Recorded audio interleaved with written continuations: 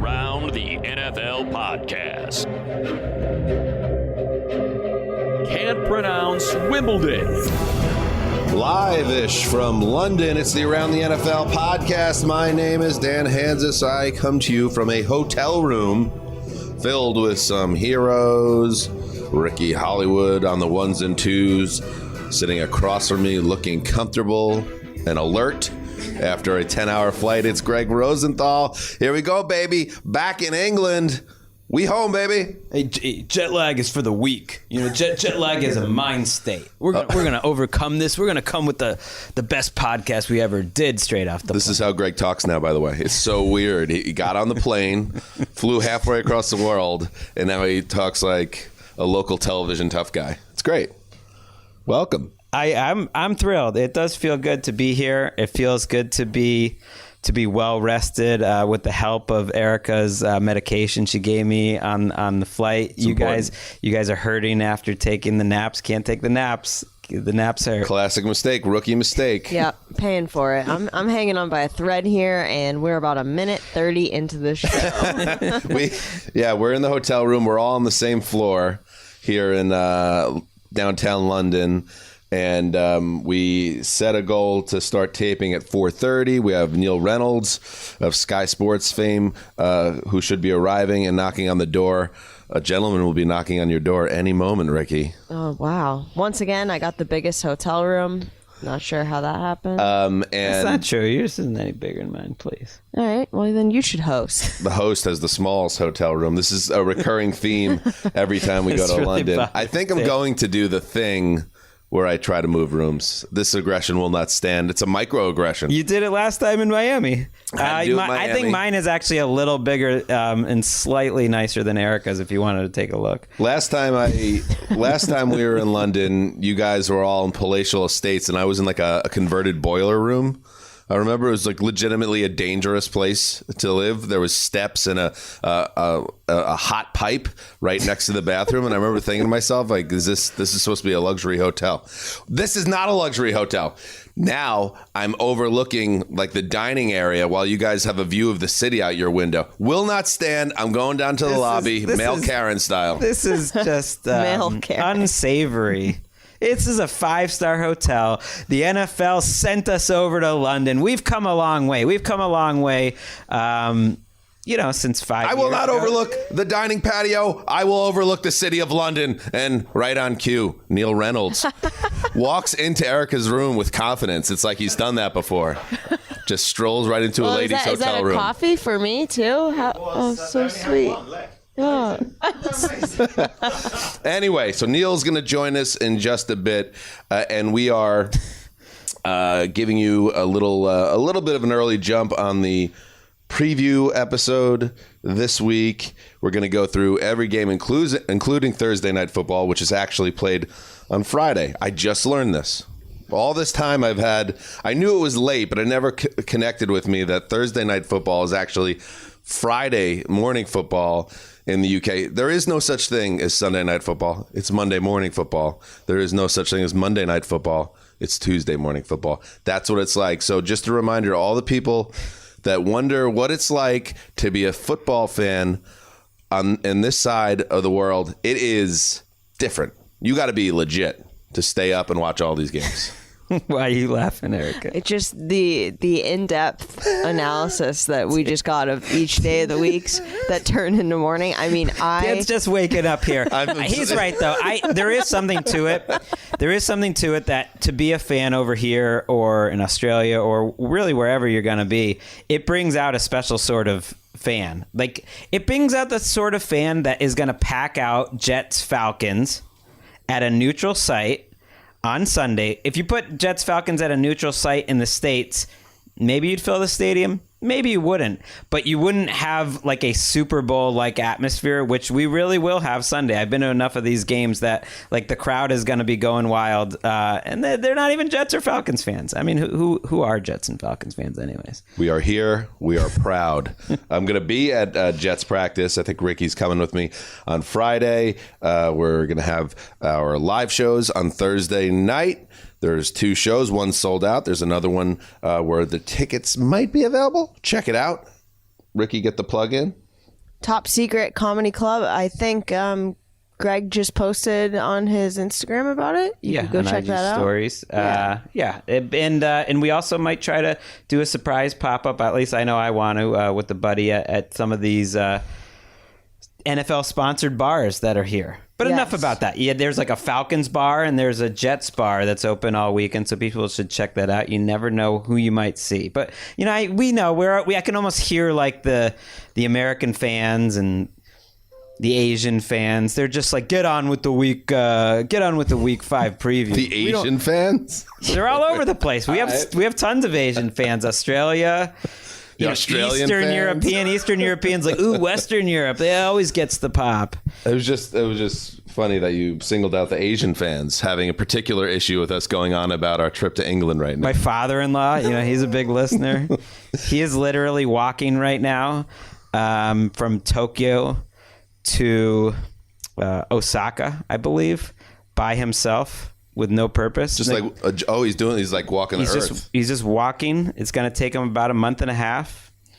Not with anyone. Didn't really tell him many people. He just decided to start walking. Does he have comfortable shoes on? 2 weeks into it. Yeah, he's got some nice boots. It's a pretty wild situation. He sends pictures. He's a strange man. Is he going to be at the live show on Thursday night? He won't be there. Yeah. Okay, maybe he could swing by. All right, this is what we're going to do. We're going to go through all the games, including Friday morning football and Monday morning football, Tuesday morning football. And guess what? Let's do it this way. Neil is here. He's sitting in the chair. He only brought one coffee, even though I was asleep and we were scheduled to start at 4:30. I sat up in a flash panic from my bed at 4:37 in a dead sleep. So now it's 5:08. So I'm not totally awake, but I'm awake enough to talk to Neil. How are you, buddy? I'm good.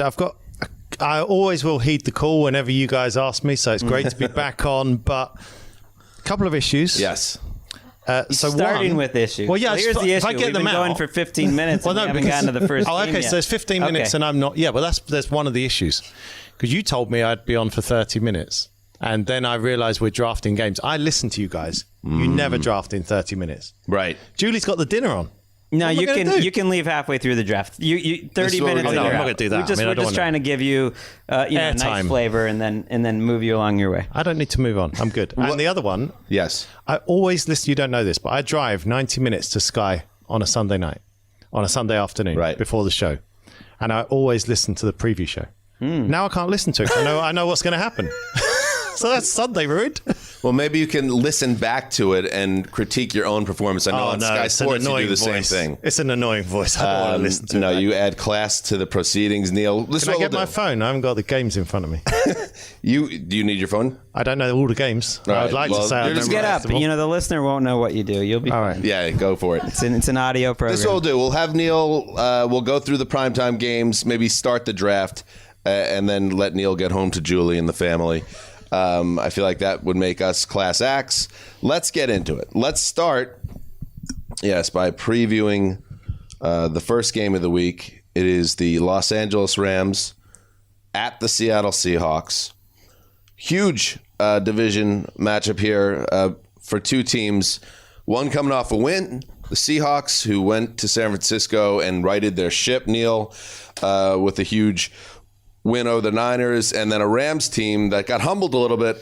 No doubt about it. They have the Cardinals, another division game. The Cardinals came to SoFi Stadium and whipped them. And I think, Neil, one thing I took away when I was watching these games in week 4 was if you are in these division showdowns in the NFC West and you do not bring your A game, you can get embarrassed. And I think about what the Rams are going to encounter against the Seahawks. And it could happen again if the Rams don't play better football. Yeah, if I'm going to trust one of these two teams, I think I trust the Rams and Sean McVay. I'm really worried about Seattle's defense. I actually think it's getting worse. I don't think it's getting better.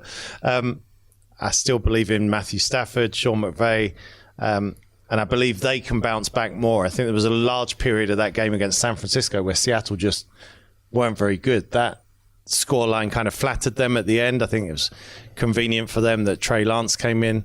Does that sound weird when I say Trey Lance, not Lance? No, I like it. It's Again, you bring some class class. to Trey the Lance. proceedings. When Trey Lance comes in. Do you have like a posh British accent? This is it. This is all you. This is just one. No, I know, but there are many different ones, and I can't tell the difference. But like So people hear them and they'll be like, "Oh, he's rich," Right. and then other people hear it and there's like, "Oh, his parents are something he's ashamed about." Like, which are you? I'll start to pronounce my T's a bit more if I'm trying to be careful. Otherwise, I might. Yeah. That's like the in The Departed when Matt Damon's going after DiCaprio's character, and it's like, oh, so when you're lace curtain, aren't you? When you're hanging out with your family in your nice town, nice part of New England, you're all dignified. Then you go to Southie and you drop your R's and become a tough guy. Like, are there different levels to Neil's English accent? Yeah. I mean, if I'm talking to the builders, building a wall in my garden or something, Right. I'm going to talk different. All right. Yeah. Bring it all the way down. So Anyway, I like Trey Lance is great. And we should only call him Trey Lance for the rest of the week. Lance. Yeah. Lance. Like it's got an R in it. And I'm excited about that game too, because I think this is sort of a big week in the NFC West. The last 2 weeks, they've played this round robin, and I personally believe there's a big separation between the Rams and Cardinals at the top and the Seahawks and the 49ers at the bottom, just in terms of how they've played so far. Now, it hasn't totally shown up in the standings yet. They've only played 4 games. But this is a week where you could see that separation, because if both Arizona and the Rams win, and I think they will, then that separation becomes real. They look like the teams that are more complete. I look at Seattle, and I just think, like, you're not getting a lot of juice from Jamal Adams. You know how everyone's like, well, he's a great pass rusher. How many pressures does Jamal Adams have this year, Dan? Take a guess. If I had to guess, I'll say 6. 0. What? 0 pressures, 0 big plays, hasn't gotten his hand on the ball. And I just think Jamal Adams, he doesn't have a pressure. through 4 games, 0 expensive. pressures. I mean, I don't think they're using him quite as much. He has been around the ball, but he's not making a big impact. And I just think there's so many mismatches when you look at their cornerbacks. And the Rams, unlike San Francisco a week ago, has so many different players that they can throw to, that Sean McVay can find the matchups, that mismatches. Matthew Stafford did not throw the ball well last week, but if you have open receivers, he'll hit them. And whether it's Jefferson or it's going to be a Woods game or Higbee, or someone's going to have Trey Flowers or DJ Reed or whatever Seahawks cornerback is struggling in this game, like, they will find him. They beat him twice last year, 2 out of 3 times, including that playoff. He's 6-3 against Pete Carroll overall, Sean McVay. So he has a nice little history, and this would be a nice win to wipe that taste out and kind of bury the Seahawks here. So the only thing that didn't work, the only thing that worked last year is not being used that way this year. Right. That's a worry. Stafford, one quick thing on Stafford I just want to point out is that he's had sort of like almost like a boring season. If you look at PFF's numbers, he is not in the top 20 in big time throws, which is just kind of like a stat they use for like really impressive wow plays. And he's not in the top 25 in turnover worthy plays, which is great. So to me, he's like playing very much within the scheme. Like, he's a system quarterback in a great system. I mean, he's better at it than Jared Goff, but there's not like a lot of wow there. There seems to be a disconnect there, and PFF, that's subjective, of course. I mean, I feel like the Rams offense has been significantly more explosive this season than it was at any point last year. Doesn't it feel that way? I wouldn't say it. I look at the Stafford Rams so far, they're lacking big plays. Throws to open receivers that maybe, he's making good decisions. Even last week, I thought there were open receivers. He just missed them. The Cardinals defense probably got a little too much credit in that game.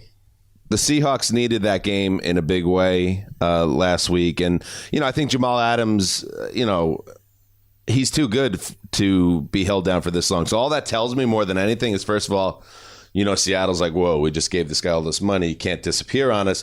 But also tells me he's probably due for a big game. And I can see that happening here. And the thing about the Seahawks, Neil, is their defense, as bad as it was the first 3 weeks, I know you had some things work in your favor with Jimmy G getting hurt in that game, Robbie Gould getting hurt, but I saw progress there. So this game, who do you got in this game? I'm going to go with the Rams just because I feel like they're still a team that's, like Greg talked about the separation. I still feel like they're at the top end of this division. it is only a 2-game separation from top to bottom at the moment, but we're only 4 games in, so that's their significant defense is already. the question right now. Yeah. They're 21st in DVOA, I think, so far. They have given up a lot of plays. Like, they have not been the same defense. So maybe we get a little bit of a shootout. I think we could. And you're relying on Russell Wilson magic still too much, I think. I don't have a good feeling about Seattle generally. Alex Collins did some things on the ground for Seattle, but I still would like to see Russ Wilson throw more than 23 times in a game. Maybe we'll see it on Thursday night. Let's move now to the primetime games. Sunday Night Football, the Bills at the Chiefs. This is good. Oh, man. All right, so power rankings, I had the Bills number 1 Sunday night when I sent the preliminary list to our producer, Jen Koski. I had them at number 1 after they beat the Texans 40-zip, and we're seeing the defense shutting teams out and the offense humming or looking much better than it did early in the season. And then I said, I can't do that. I can't do that off a Texans pasting. It's the Texans. Give me one more. Show me one more game. And I looked ahead of the schedule. I said, okay, if they can go to Arrowhead, Neil, and beat up the Chiefs. This is it. This is it. They're the number 1 team in the AFC and arguably the whole league. It's a big test, but perhaps the biggest test in this game when you just drill down to it is, can the Chiefs get any stops to keep this from being just a back and forth shootout? And that's the difference to me. We're going to look at Josh Allen. We're going to look at Patrick Mahomes, but which defense can come up with a timely turnover, a timely stop? In a bid to be more like Dan Hanzus, I do power rankings as well, but they're not. I know. No one reads them, though. Ricky, do we have a lawyer on retainer? No or do I have them. to call the league office? No one reads because other companies, obviously, there's a lot of power rankings pretty much everywhere. But he works for the NFL. You can send an email to neil.reynolds@nfl.com if you guys want. And if you're listening, just send him emails to stop doing power rankings. And I'll delete and ignore. I don't tend to even recognize the presence of other power rankings, but I might have to. Yeah, I might have to stomp this out. Well, you've been doing it for 30 years, so 30 years apparently at this point. But I did have Buffalo top. You had them 1, okay? Yes, and I think obviously Josh Allen's the big thing that everyone pays attention to, but it's the defense as well. Their defense looks back more to what we saw for most of 2019, what we actually saw in the playoffs against Baltimore as well, which we kind of forget because their rankings were kind of middling last year. So if I'm going to look for one team to get a timely stop or a turnover, then I think it's Buffalo. But that's ridiculous that the Chiefs might lose 2 within the first 5 weeks of the season at Arrowhead. I don't know. The thing with, Greg, the hand-wringing about the Chiefs offense, I just found that to be laughable, and then you go into week 4 and you're like, oh yeah, this is if they don't shoot themselves in the foot, the Chiefs are as deadly now as they've ever been to me. And what you saw, it's not just Patrick Mahomes, it's Andy Reid and the scheme. They had the Eagles twisted in so many directions. It was so easy to score for the Chiefs, and it just made me think that as much as I respect what Buffalo's done. And yes, they have 2 shutouts already in 4 games. I don't think the Bills are going to stop the Chiefs. I just don't see it. Maybe they'll get a couple of punts, but I don't think this is going to be a situation where you're going to see Patrick Mahomes looking frustrated coming off the field for multiple punts. Do you see Buffalo finding a way to slow down this KC attack? I think they get a couple stops, which is more than most teams. That might be enough. That's something, right? They haven't in the past, though. You mentioned that Bills playoff defense. Well, that good streak ended the second they went to Arrowhead and got drilled, just like they got drilled in Buffalo last year in a different sort of game. That's why it's a big test for Buffalo, because we haven't seen them pass this test yet. It's their chance to topple, and I'm so fascinated to see the approach because Kansas City is winning now on offense in a very different way. To your point, Dan, about how effective they are, they're actually scoring more points now per drive than any previous Chiefs team. They're scoring more points per drive than any team in the history of the NFL. Now, it's through 4 weeks. You're probably not going to keep that up, but like more than the 07 Patriots, more than anything. That's how effective they are. Teams have effectively shortened games against them. And so that's why their point total isn't quite as high as you would think. Right. When they're historically good per drive. They practiced Mahomes and Reed talked about it all offseason, basically, that if teams are going to back off and they're going to make us dink and dunk and they're going to make us run the ball, then we'll take that bet. Let's get better at running and let's get ruthlessly efficient at throwing the ball short. And they have had some turnovers, so that's why they have 2 losses. Yeah. And the running game took a minute, but last week was the first time you said, wow, like this offensive line, they're starting 2 rookies who are playing really well. They're starting to run the ball well. If they can do that, then they're almost unstoppable. If I'm the Bills, though, I still take that approach. Like, I still would take that than going man coverage and hoping you can stop Tyreek Hill. Because if I was picking a quarterback to make a couple mistakes in this game, I'd still go with Josh Allen, not Mahomes. Allen is second in the league in turnover-worthy plays this year, according to PFF. He's put the ball in harm's way, including last week. Even last week against Houston, if you watch that game, wasn't a super clean game. You know, he fumbled it, he put it in harm's way, and that's probably what the Chiefs are hoping for because they are not nearly as balanced as the Bills. And Matt Milano, I can't pick this game. I don't know what I'm going to do. I have a column too, game picks every week. Slow down, Greg. Not just power. Slow down. It's not all about power rankings. I know. I was just going to say, Matt Milano, your boy, one of the most important players on the Bills defense, suffered a hamstring injury last week. He's out. His absence is going to be felt as well. So I think this is a tough one to pick. I'm going to roll with the Chiefs and just think that as much as I respect the Bills, they have to show me that they could beat the Chiefs, and I don't think it happens here. All right, I'm gonna go Buffalo. I picked Buffalo to win the Super Bowl. Well, you have them number 1. I have them number 1 power rankings. I had in the unofficial, the Fugazi power rankings. I had Josh Allen on the cover of my season preview magazine. I did also in that magazine have a feature on Urban Meyer that was titled "Plan to Win." Think what you want about that. Everybody's got a plan until you get punched go to the bar. Well, yeah. We'll get to that in a bit. Sorry, Ricky. There's the first bit to edit out. No, not. I'm going to go Buffalo. Maybe I think on your podcast. Yeah, exactly. Yeah, I'm going to go Buffalo, and I think I think it's whoever's got the ball last in this game. I think they get just enough stops. I started the week thinking Buffalo because I do think they're the better team overall, and I do think just them winning this game at this point of the season makes sense.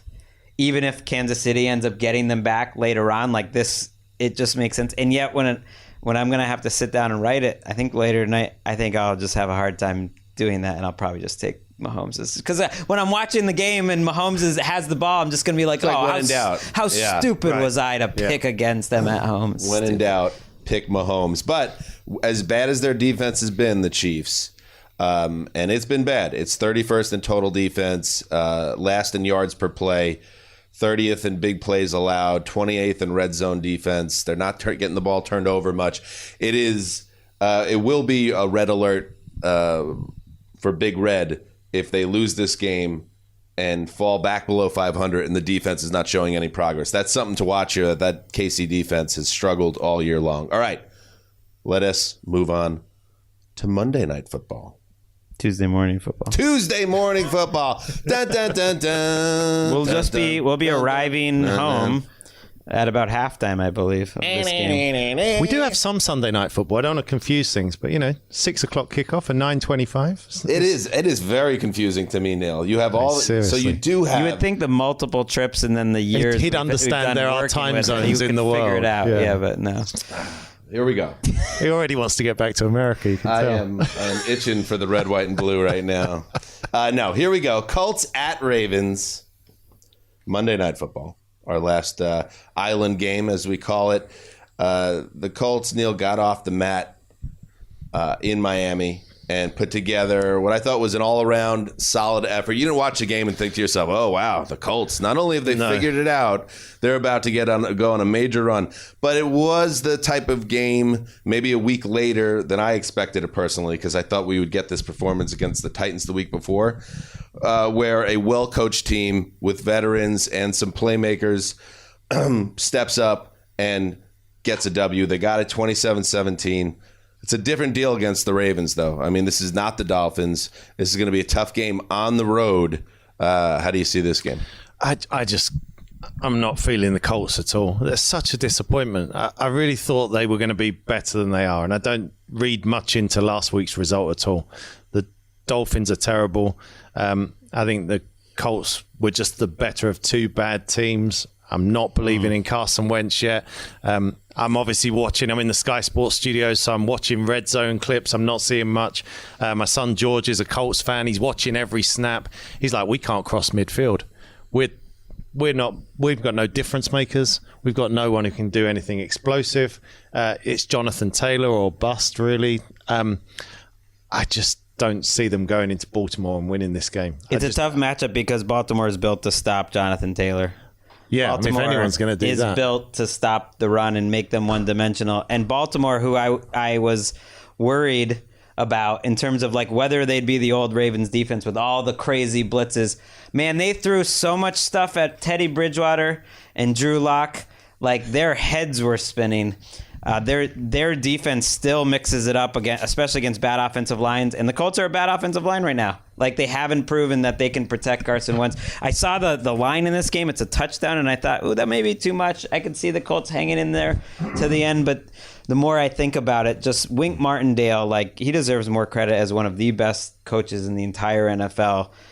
When he smells blood in the water with like a bad line and a quarterback that maybe isn't as that isn't Drew Brees or Tom Brady back there, like he can just make them look crazy bad. The defense, the Ravens defense. And that's why I'm locking up the Ravens. Oh, Ricky. I thought you said. Oh, Ricky. It's a touchdown. Has to be under a touchdown. Oh, Ricky. Oh, Ricky. You tried. What's your record in the lock game right now? Oh, you lost again last week? 0-3. 0-3. Jeez, Erica. But if you include her record last season, it would actually be 5-15. 5-18. 5-18. Of course, Greg tracking it. Greg didn't even look any of that up. He just splurted out the rules. Rulebook Someone sent it to me. Yeah. Rulebook Rosenthal. Someone sent it to you, Greg. You are a psycho. Why are you tracking her in this game this way? Speak to it. Here's the real answer. I had to find out when she quit last year. When remember she quit at some point, and so I was like, she did quit, and then it was like week 16 or something. So you went out of your way to do research on this. This was a month ago. This is the bit I skip when I'm driving to work. Now I can't. I'm having to live through it. Right. This is the bit I like. It's the tension. There's a fog. There's a fog. Henry Hodgson just rolled in with more stuff than I came in with. And this is the most British snack that I've ever been handed in my life. Crack them open. Called Percy Pig and Pals. You're going to love them. Yeah, Percy Pigs. Oh, okay. Fantastic, Dan. Wow, I have never felt more at home right now. I feel bad now just bringing in my coffee when Henry's Neil rolls come in with one Starbucks. Hank's we just got off a 10-hour flight. It's just like, whoa, bro. Come on, what kind of English hospitality is that? Anyway, so Ricky tried to lock up. Are we going to let Rick? Oh, no, it's not allowed. There's rules. There's rules. There's a code. Anyway, 254 yards the Baltimore defense allowed last week.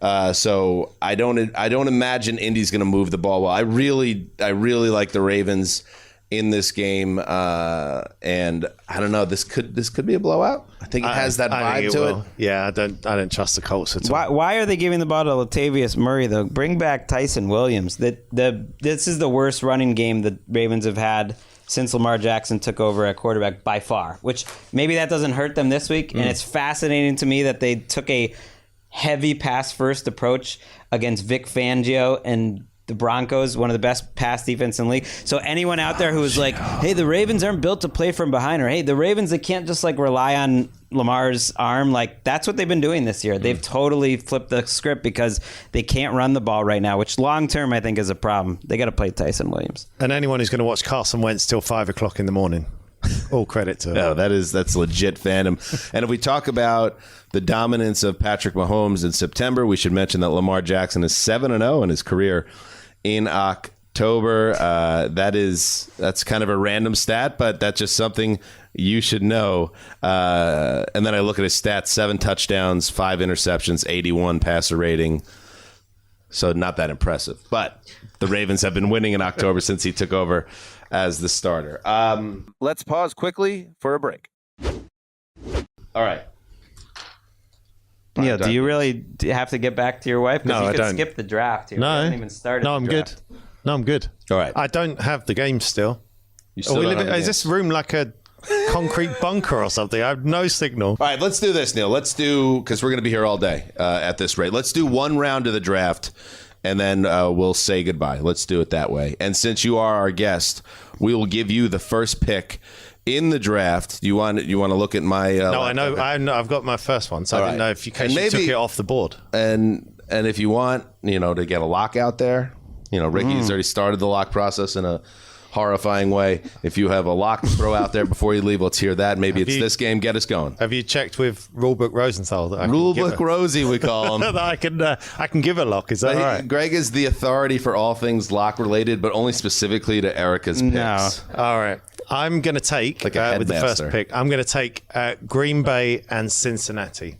So, obviously, we'll have all just enjoyed the Jets and Falcons at Tottenham Hotspur, and then we're going to settle down and watch Aaron Rodgers. What are you doing during Falcons Jets?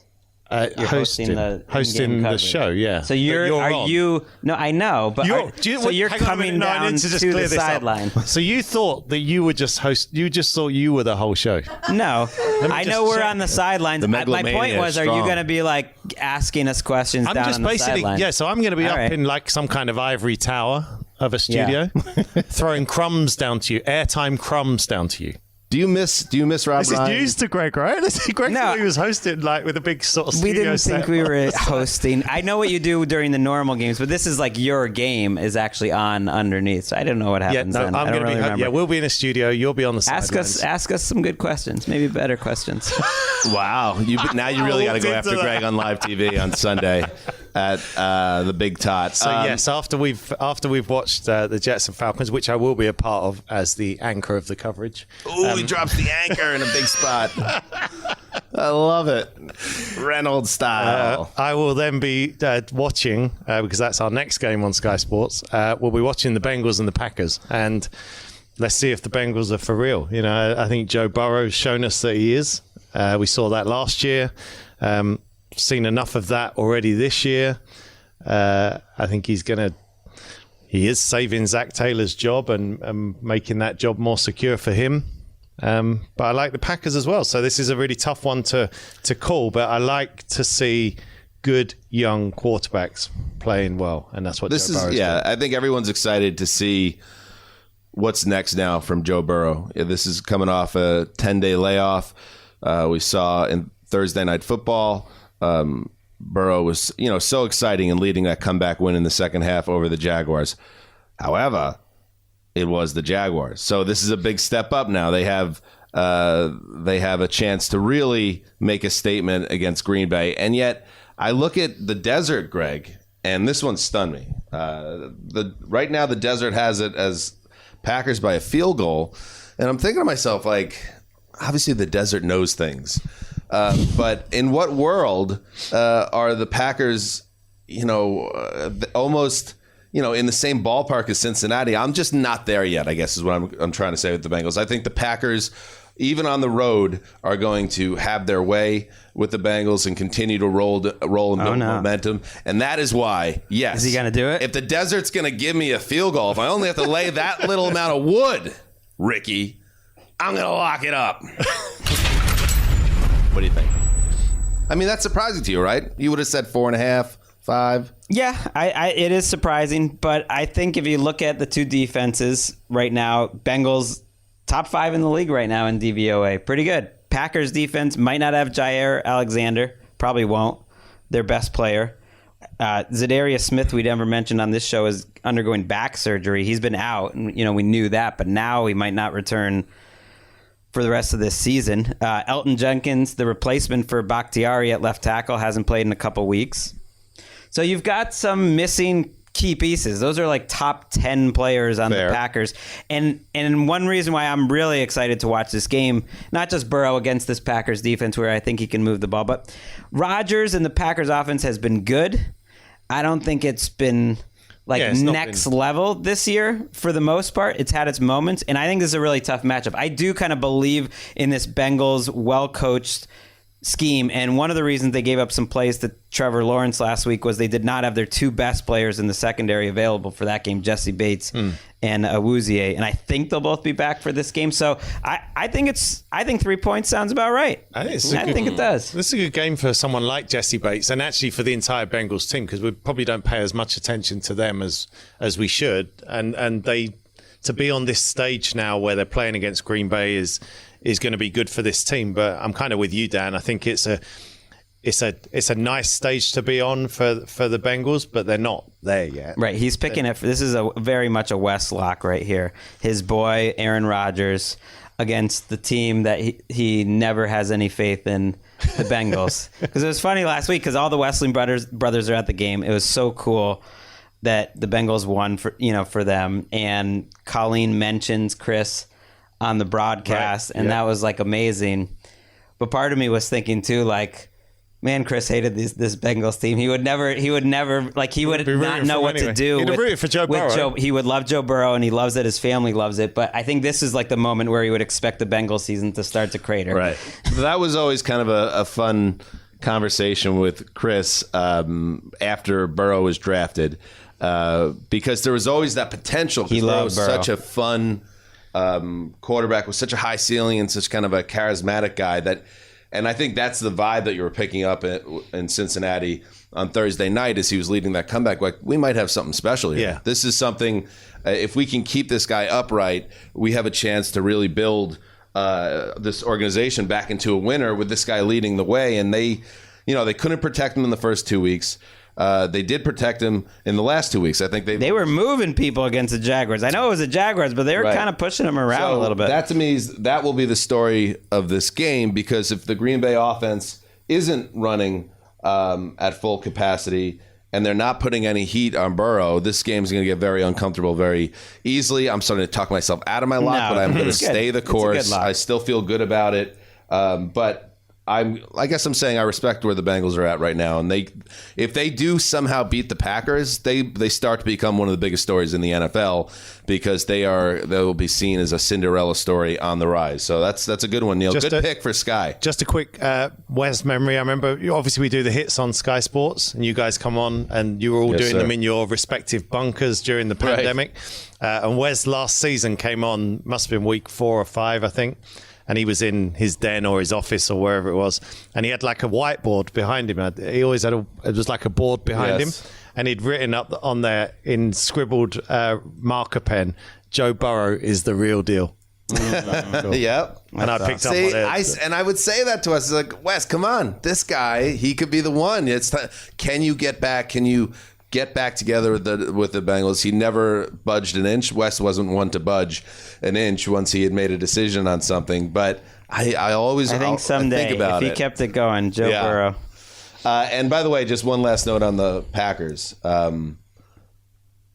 Rodgers, victories big and small against the Steelers in week 4. To be able to work Randall Cobb into that game and have him be a factor, 5 for 69 and 2 touchdowns after Cobb disappeared.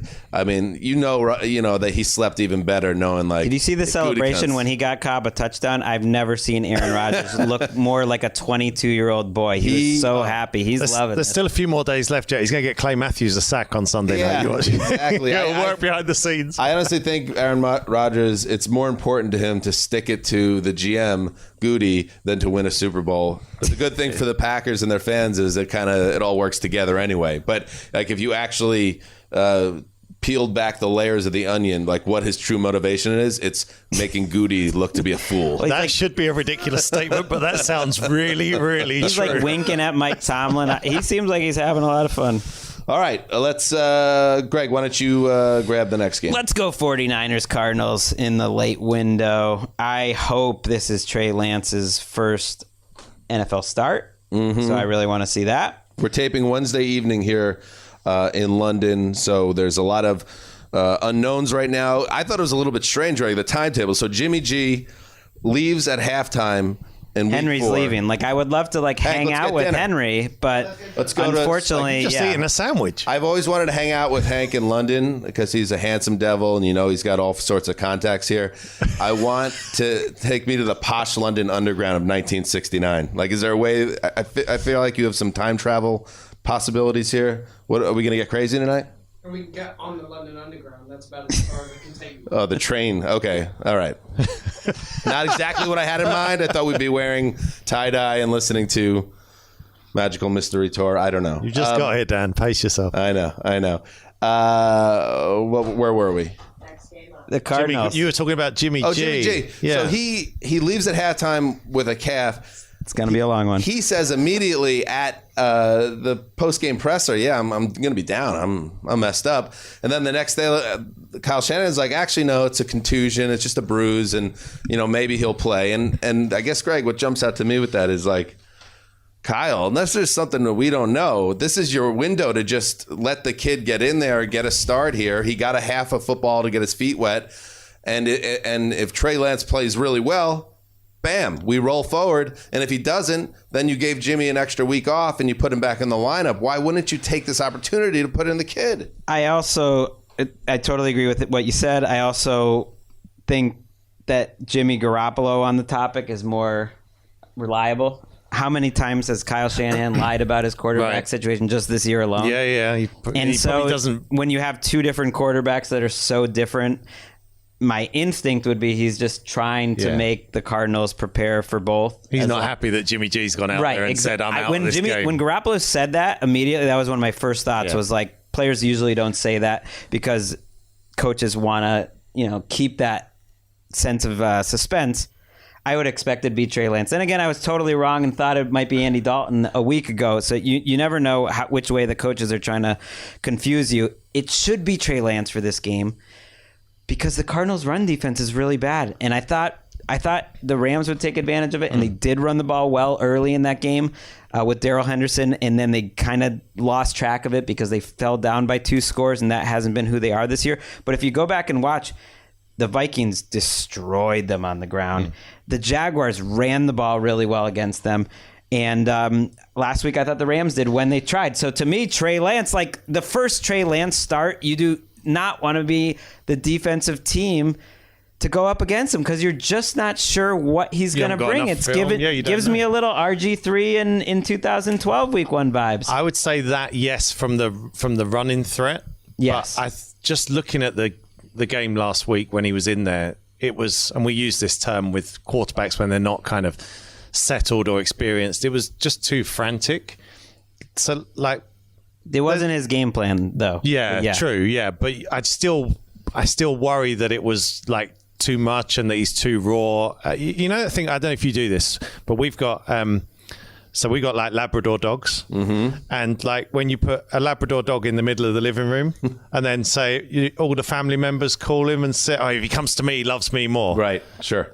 That was that, and your dog's like looking in every direction, like in every face. Yeah. About 5 times per second. Oh, dogs are dumb and lovable. That was. I'm not saying that Trey Lance is dumb. Yeah. I'm just saying. He moved his head around like he was my Labrador. And some of those throws were rough. It reminded me, he reminded me a lot of was Josh Allen as a rookie. Good and bad. Like, there's going to be badass plays, but man, like the bad throws are like, whoa, you're in the NFL. Wow, this is crazy. There's nothing that looks worse than when a quarterback does a full 360 and then ends up right back where he should have been in the first place. It's going to, And that's why I'm locking the Cardinals. Oh my God. Is that allowed? Oh yeah, that's understandable. I'm with Ricky then. Lock it up. You never get in lockstep with Ricky on the lock game. That is safe. They're a heavy favorite, but they're not a touchdown, I don't think. Listen, this is. I can't. I know Kyle Shanahan is a figure of fascination. He's always been on our podcast. Everyone loves Kyle Shanahan, and I respect the hell out of him. And that's part of the reason why I can't wait for Jimmy G to be out of the picture. And they're not fun to watch on offense. They're not. I think that's why you should go to Trey Lance. I was thinking about this, writing QB Index because I thought this might be Jimmy G's last, section in the article for the year.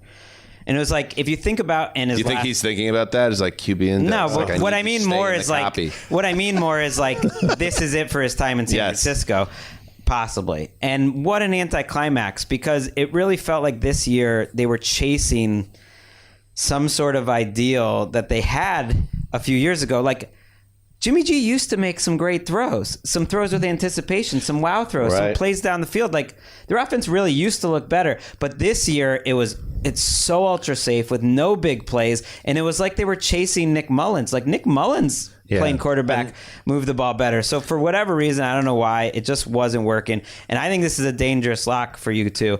I will take the Cardinals in this game, but... Oh, you can see the 49ers rushing for 200 right, yards. it's just such a surprise factor. And the Cardinals, in the same way that the Rams were coming off this like statement win last week, are coming off this high moment. I would not pick against Kyler Murray right now. He has taken his play to another level. He's number one in the QB index right now. He, to me, is just like...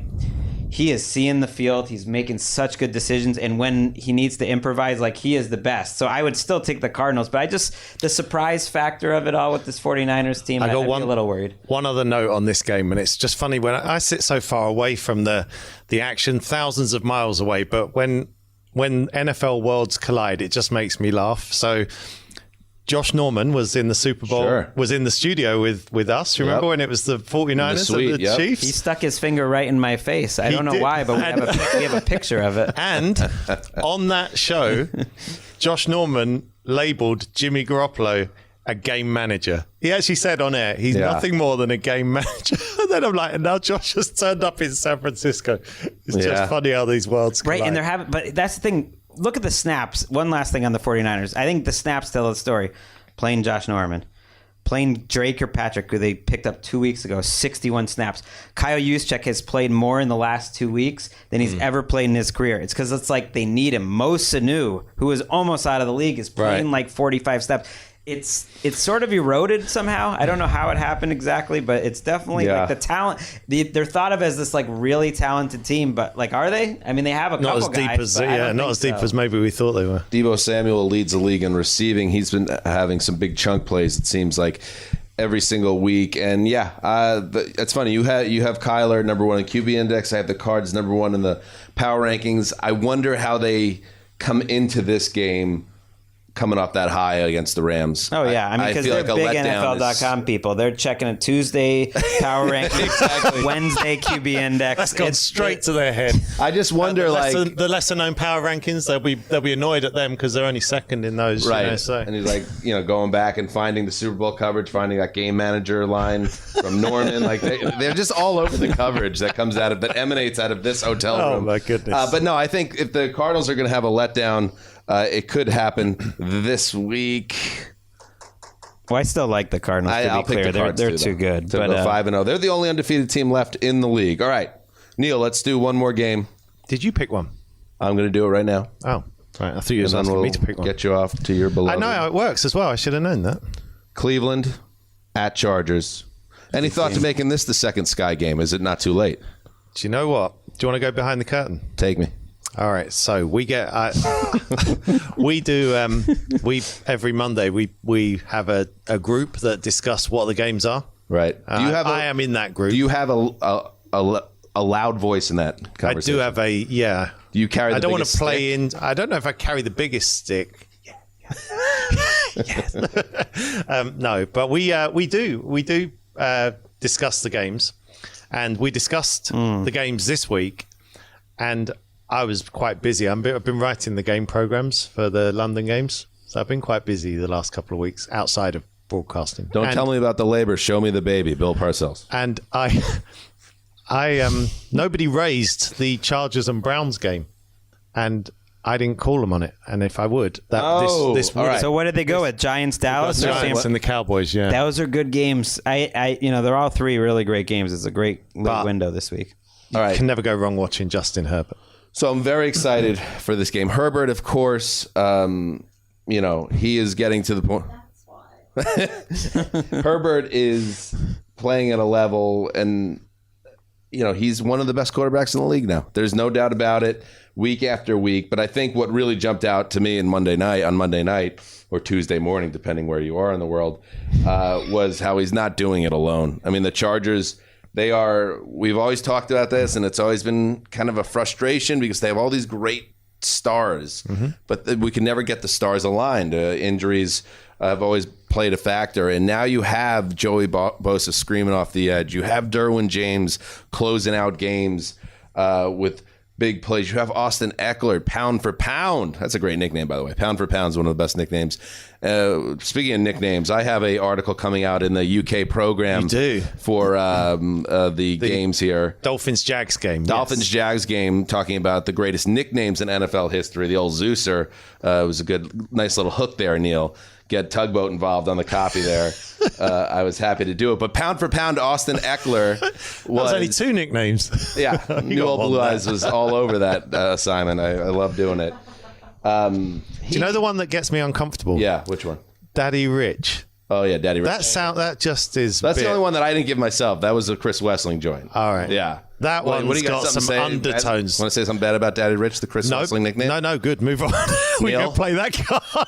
What's the other one? But the New Old Berman. That was one. Anyway, Austin Eckler, what he did, he completely carried the offense on Monday. It wasn't so much Herbert, although Herbert obviously played his role.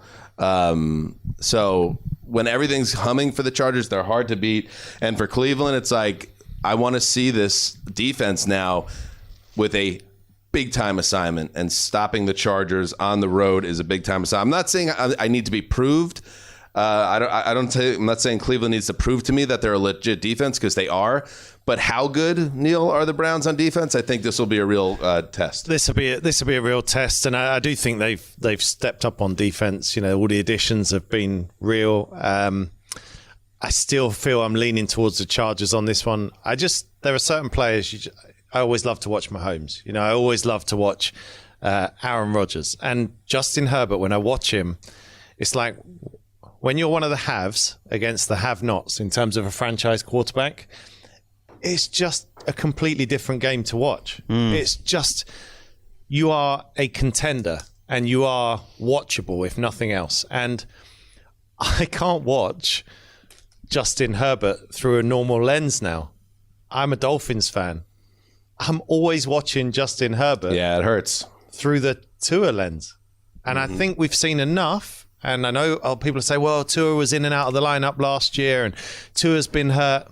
I've seen enough. Dolphins got it wrong. Well, it's not so much. Yeah, they did. It's not about Tua. It's about that this guy's a generational player. Yeah, I mean, it's nothing to do with Tua. I'm not going to say that like Joe. Well, it's a little bit about Tua because they picked him. Sure, but the Bengals also chose Joe Burrow over Justin Herbert. Justin Herbert and as much as Joe Burrow is impressive, it's like I would take Justin Herbert could have been the number 1 pick. I would not trade Justin Herbert for Joe Burrow and 2 first-round picks. It's like I just want Justin Herbert. Yeah, I get it. Right, but if you're not going to have Herbert, you're okay if you're with Joe Burrow. Yes. But if you're right now with Tua, you're like, oh my God, did we make the biggest mistake in franchise history? I mean, here's who made the mistake. The coach of Oregon. I don't know how college football is run that well, but you're running this stinking dunk offense. You didn't win any national championships. Because if you saw this, he would have been the number 1 pick, right? Right. I think he would have been. It was there all along, and it makes me think, like, which franchise would you rather be? This game is fascinating. I can't wait to watch this. It's crazy to think that the Browns and the Chargers come into this game feeling like 2 of the best run organizations in the NFL. Right, just like that, they're in the best spot. The Chargers have had a lot of problems, and so have the Browns. And the Browns seem clearly on the right track, and the Chargers, we got to give them a little more time before we get there. But I believe in this coach at least. Yeah. And they're in this new stadium. That's great. And I believe in the quarterback. It's like that's really all that matters is your coach and your quarterback more than anything. And like, would you rather be the Chargers? Or would you rather be the Browns right now? And ultimately, I'd rather be the Chargers just because they have Justin Herbert. I think you'd rather be if you had to choose one. I think so. I think maybe not this year. I would maybe give the Browns a little bit of an edge of being a better team in the long run, but even that I'm not sure about. I'd rather be the Chargers over 27, 28 teams in the NFL now. I think Justin Herbert's that good. They're loaded. They're really loaded. special. And on the other side, another first-round pick, a quarterback, Baker Mayfield. that was one of his worst games I've seen, at least, since his rookie year.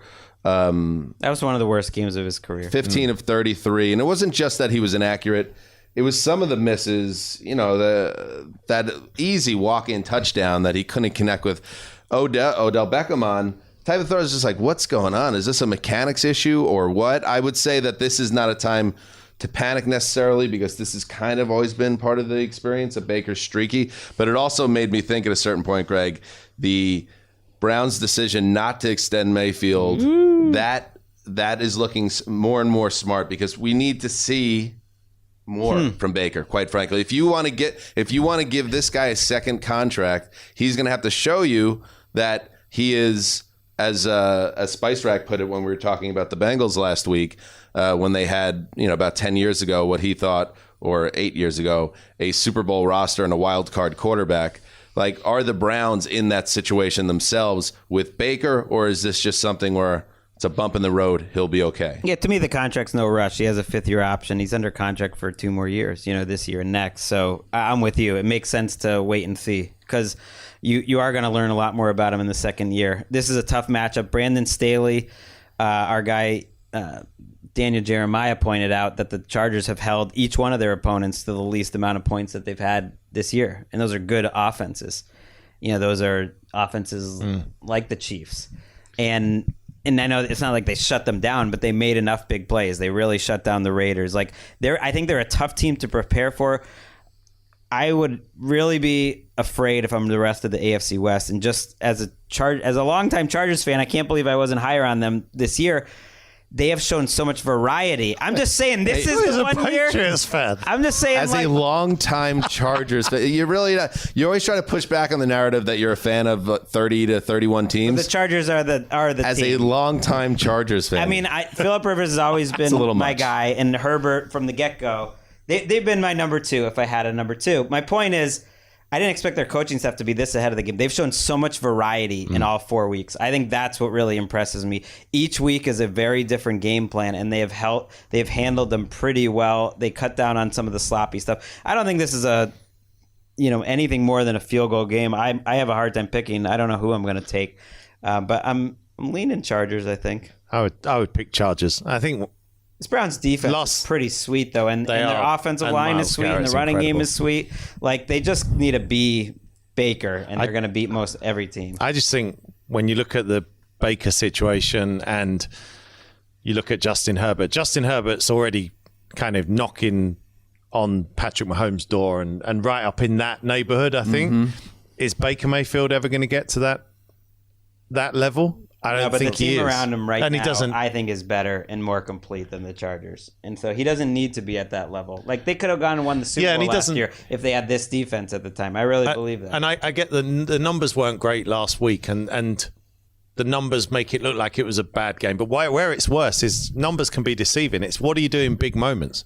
And he missed the Odell pass, Dan, which you're right to point out. That's relatively routine throw for an NFL quarterback. How about the Kareem Hunt one in the first quarter? That was more the one that got me going, because it's just kind of the classic Baker play where he's on the move and he's not quite athletic enough to make it. Maybe Kirk Cousins maybe misses that throw too, but just you want your quarterback to be able to make that throw. That should be routine at this point in the NFL, being able to make that throw on the run, and he overshot it. It's a flashpoint game for the Browns, because if they go to LA and they play a great game and that defense dominates Herbert and they win, they will be a team that Clowney's a problem. Your boy Clowney. There's a lot of players on that defense. That is a good looking defense. If they go into LA and win, people are going to be pumped up about this Browns team as a Super Bowl favorite potentially. Conversely, if Baker bombs out again, there's going to be a panic in the streets of Cleveland that, oh my God, we have this great team and the quarterback is lost. So I'm very interested to see. I feel like this is a coin flip game. I'm going to give Herbert the respect that got the Chargers.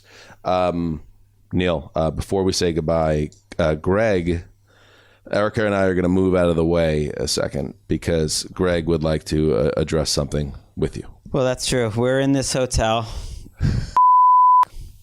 Maybe we shouldn't say where we're staying. You just have. Well, you can edit that out. I can't. And it's giving me memories. I only stayed here once before. It was in 2016, and I remember. This is so awkward. I want to leave the room. It's not awkward at all. I think I might know where this is going. I'm loving it. I'm going to enjoy this. I like awkwardness is when I feel most myself. We know, Greg. And it was 2016, and I remember Dan and Mark called me, and Wes. Now I'm feeling awkward because Erica's putting a video on me. Don't put a video on me. And we called up. We did a little bit of the show that night. It was about 1:30 in the morning that night. It'd been a long day, and I gave a little Giants Rams recap. Tough day for Jared Goff, or no, for Case Keenum. Yeah, it was everything. It was Case Keenum. It was like, why aren't you putting in Jared Goff, Jeff Fisher? He's like, okay, maybe when I get back from the UK. But the real reason I remember it is because I made an ass out of myself that night, and I just wanted to extend an apology to Neil and the rest of the Sky Sports crew. Wow, the whole gang. For some derogatory comments I made in the heat of the moment, with the TV in the corner and just having fun, feeling my oats. I'm traveling international for the NFL for the first time. I've been working for 18 hours. It's just an excuse. That doesn't excuse bad behavior. And I made a couple comments that, we don't have to repeat here, but basically alluded to Neil, do you remember the comments? That the Around the NFL team could do a great job on Sky Sports. I remember my response. Yes, we'd like to hear that. So, well, first of all, point number one, I wasn't overly offended because I wasn't the anchor then, so it was a different. No, I did sort of point out that the host, was putting it on the wrong tracks. Neil was in a tough spot in the analyst role. It was a tough situation. I definitely remember reaching back out to Greg. Who the do you think you are? Rosenthal, you'll never make it in my country ever. Passport denied. It's along those lines. I wish I'd said that. I reached out through Handsome Hank, our dear friend Henry Hodgson, and I told you to come and be a part of the solution and not to just criticize from what a classy guy. I haven't even gotten to... and point number three. Yeah. He did. And point number three, apology accepted. Apology wasn't needed. And, I love you guys, so... You're not part of the fraternity until Greg offends you in some way and you have to work through personal issues with him, and now you're truly part of the group. He didn't need to do that. It was a genuine apology. It was not fair to you. It was my mouth has gotten me in trouble sometimes, and it was bad.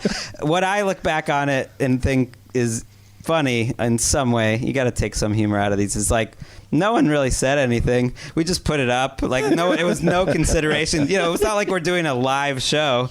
We just put it up.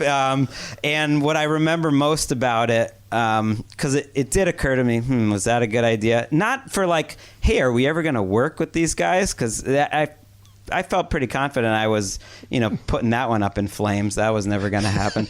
But it was the tone of the messages that I got from Henry Hodgson. You disappointed Henry. It was bad luck for you as well. He was pissed. He still was pissed. I brought up this idea of apologizing to you, of bringing it up. And even now he just says, well, yeah, you were such a dick.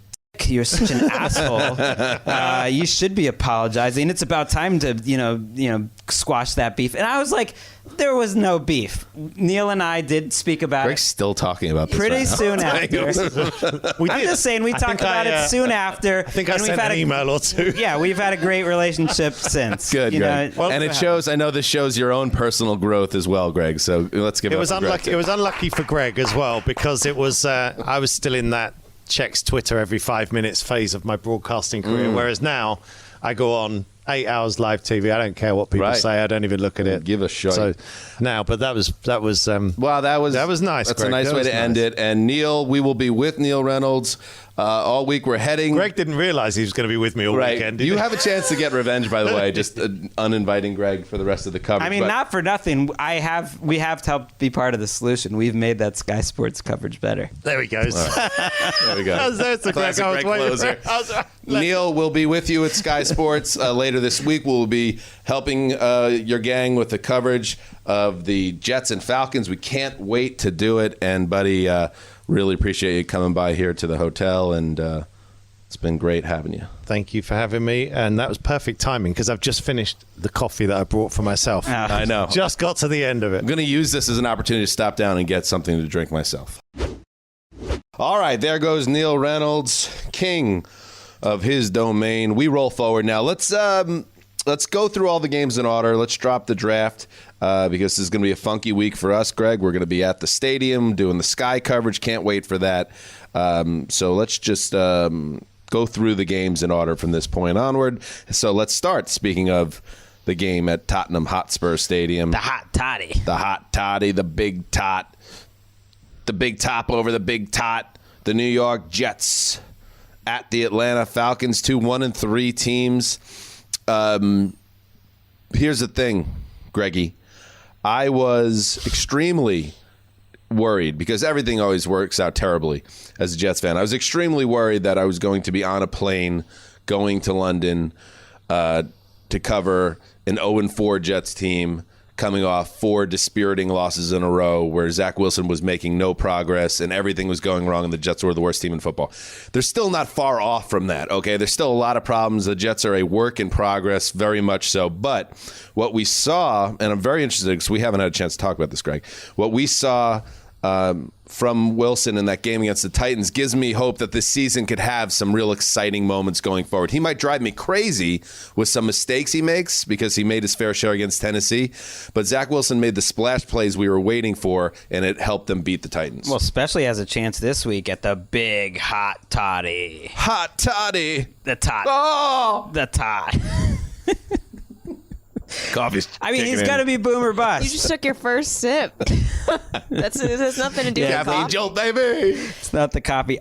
Wait, before you, should we just say real quick what Dan did when he came back into my hotel room? I had my back on, sitting on the side of the bed, and I was just looking at some, information for NFL stuff, and I hear sort of like rumbling, and I turn behind, and Dan has his coffee and my coffee in his hands, and he's hunched over, like trying to be a gremlin, and he's making like a Steve Belichick sideline face with the tongue going blah, blah, blah, blah, blah, and then Greg's just behind him slowly walking. I didn't even know any of this. That was actually a lesson. It's Greg and I's responsibility on some level to protect you here in London. Yeah. And what I was trying to teach you was you don't leave your hotel room ajar, the door ajar, and it shows you a gremlin can just roll in at any time if you don't protect yourself. You're a woman alone in a hotel room. Yeah. That's a lesson. I knew you guys would be Little right lady. back. I knew you'd be right back.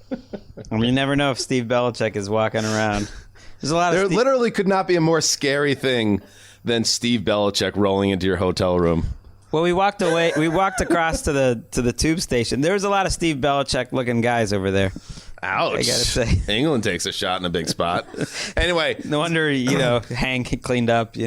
Zach Wilson has a chance to do things against the Falcons, Greg, who once again could not get out of their own way. They're very lucky to have a win themselves. The Giants game, they kind of stole that at the end, got a lucky break on an Adoree Jackson interception drop, and then they find a way to kick away a game at home to Washington, and it's just like Arthur Smith is going to age like a sitting U.S. president. Well, it's evened out. They should be a 1-3 team. The Jets should be a 1-3 team. That's what they are. One of these teams going to feel pretty good, though, coming back off the last long flight, 2-3 out of the start of this season. Zach Wilson made a lot of mistakes in that game against the Titans. I wasn't necessarily expecting that. Just that I chart like near picks or near turnovers, and I had him for more in that game than in the Patriots game. So he put the ball in harm's way quite a bit, but he made 3 or 4 throws that were just ridiculous, that were like God mode level throws. And it's like,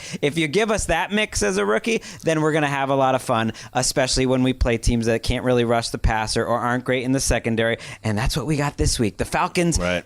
lousy defense. I think the Falcons' offense is coming together. That was easily the best Matt Ryan looked with Arthur Smith. Maybe he's getting more comfortable. I think we could have some points in this game. Could have some points. Marcus May again out for the Jets. Their secondary has been better than expected. Their defense has been better than expected.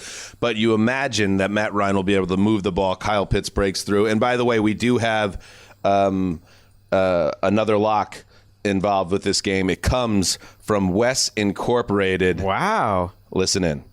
The podcast being in London, we're going to focus on Jets Falcons this week. We all thought the Falcons offense would be explosive. It's been disappointing to say the least. And the Jets D has looked okay. Zach Wilson showed us a little something last week, and that's why we are, oh hell no, we can't lock up the Jets. They stink. We like the Falcons big, and we're locking it up. Hey Mark, if you're listening, get well soon. Pod isn't the same without you. Love you, bro. All right, there it is. And yes, yeah, well, so Mark says, I don't understand why. I don't know why I deserve that. That was a little untoward. Right. But then I think about it. I locked up against his beloved Cincinnati Bengals. That wasn't on purpose either, so I'm not going to take it personal.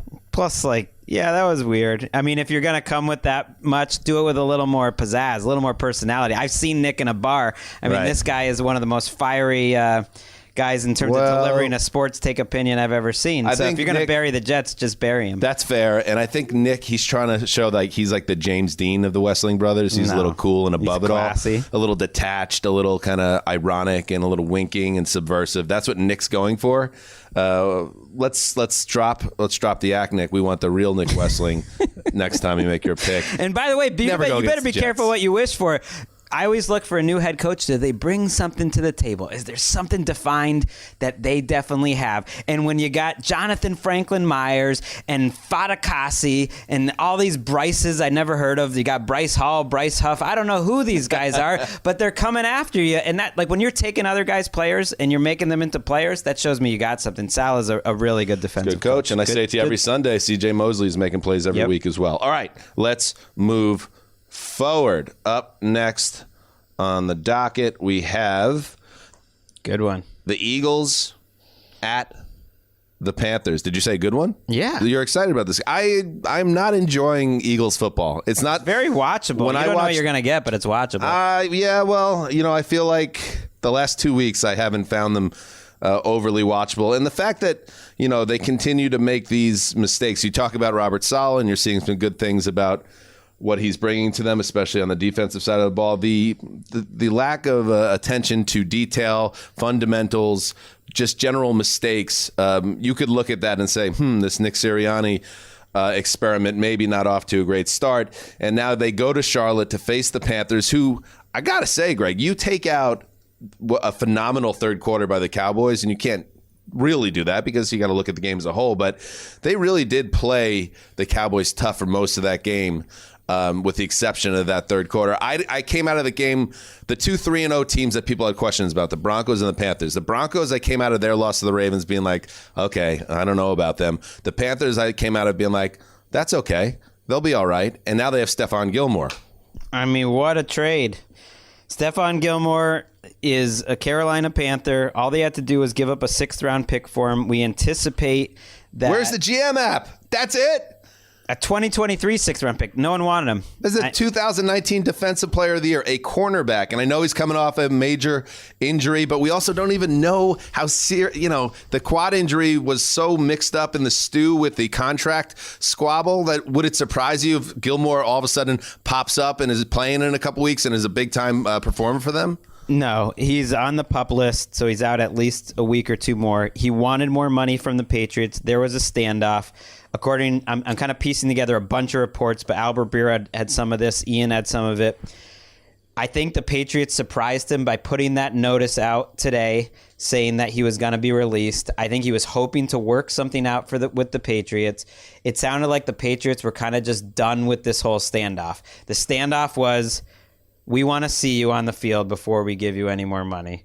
And his position was, I want more money before I get on the field. And maybe he thought there was more time to negotiate because he was on the PUP list. It didn't happen. They got sick of it, and they got rid of him. That's a big risk. A torn quad, though, is an injury that's changed careers. It's ended some careers. He's later in his career. And the key here is that he wants more money now. So the Panthers, I anticipate, are going to give him a hefty raise for this year and likely into next year as part of that. That's why apparently no team wanted to trade for him, because the report was that the Patriots put some feelers out there, couldn't get anything yesterday. And then their version of the GM app, was just putting this report out that they're going to cut him and see if they can scare up something. All they got was a 2023 sixth-round pick. It's almost such a shameful return, and it's such a great player who helped them win a title that it's almost like don't even do it. Just give him, let him be free. This is a man who I pass by every day on the way to our office because his picture is on the top of the shutdown corner office. There's a conference Stephon room Gilmore. called Shutdown Corner. Oh, yeah. And Conference it's room. Steph. It's Gilmore making that leaping interception against the Rams to seal that Super Bowl. I'm bored of it, just like all the Patriots fans that get mad at me that listen to the show are bored of it, like me having critical comments about Bill Belichick. But it's like, it does, again, point to that no one's bigger than the team. I don't care if you're a star. I don't care what you've ever done for me in the past. I will get rid of you. I will move on without you if you're not going along with my plan. And it's just, I just wonder as you spin forward with the Patriots post Brady, if that will become an issue in terms of being able to recruit top free agents when you see these big time stars leave the building in acrimonious terms. I think that's just. The way this ended it's pretty grim. This guy was the best quarterback in the football. It's been much uglier for a lot of other players leaving. Asante Samuel, Richard Seymour. This always had a measure of respect. Bill Belichick loved Gilmore, but he wasn't going to give him more money coming off this torn quad. He just wasn't going to do it. And the Panthers shouldn't either, by the way. And they might be right, and the Panthers are going to. They might be right. The Patriots usually are right when they give these players away. But it's worth a shot for the Panthers. Wow, what a defense they're putting together. I think you saw softer touch, Greg. How about a little bit of a softer touch in New England? Absolutely. The fact that it got to this point, it was so acrimonious. Maybe if you handle it a little bit differently. Was it acrimonious though? It really seemed. It doesn't seem like it went very well between the two sides. I'm sure Gilmore. He didn't say a word the whole time, and he expressed regret that he couldn't work it out. And they always talk great about him. I think they tried to keep it professional, but it was just like it's a business, and they felt differently. Let's talk the game. He wasn't quite the same player when we last saw him, and he's now coming off an injury. In theory, I think the Eagles have the game plan to do a little bit of what Dallas did a week ago, which was really push around Carolina up front. They hopefully get Lane Johnson back. He was out with a personal issue last week. They might get Jordan Mailata back. I think it's a boom or bust offense, but it's a frisky offense. I don't just chalk this up as a win for the Panthers, that's for sure.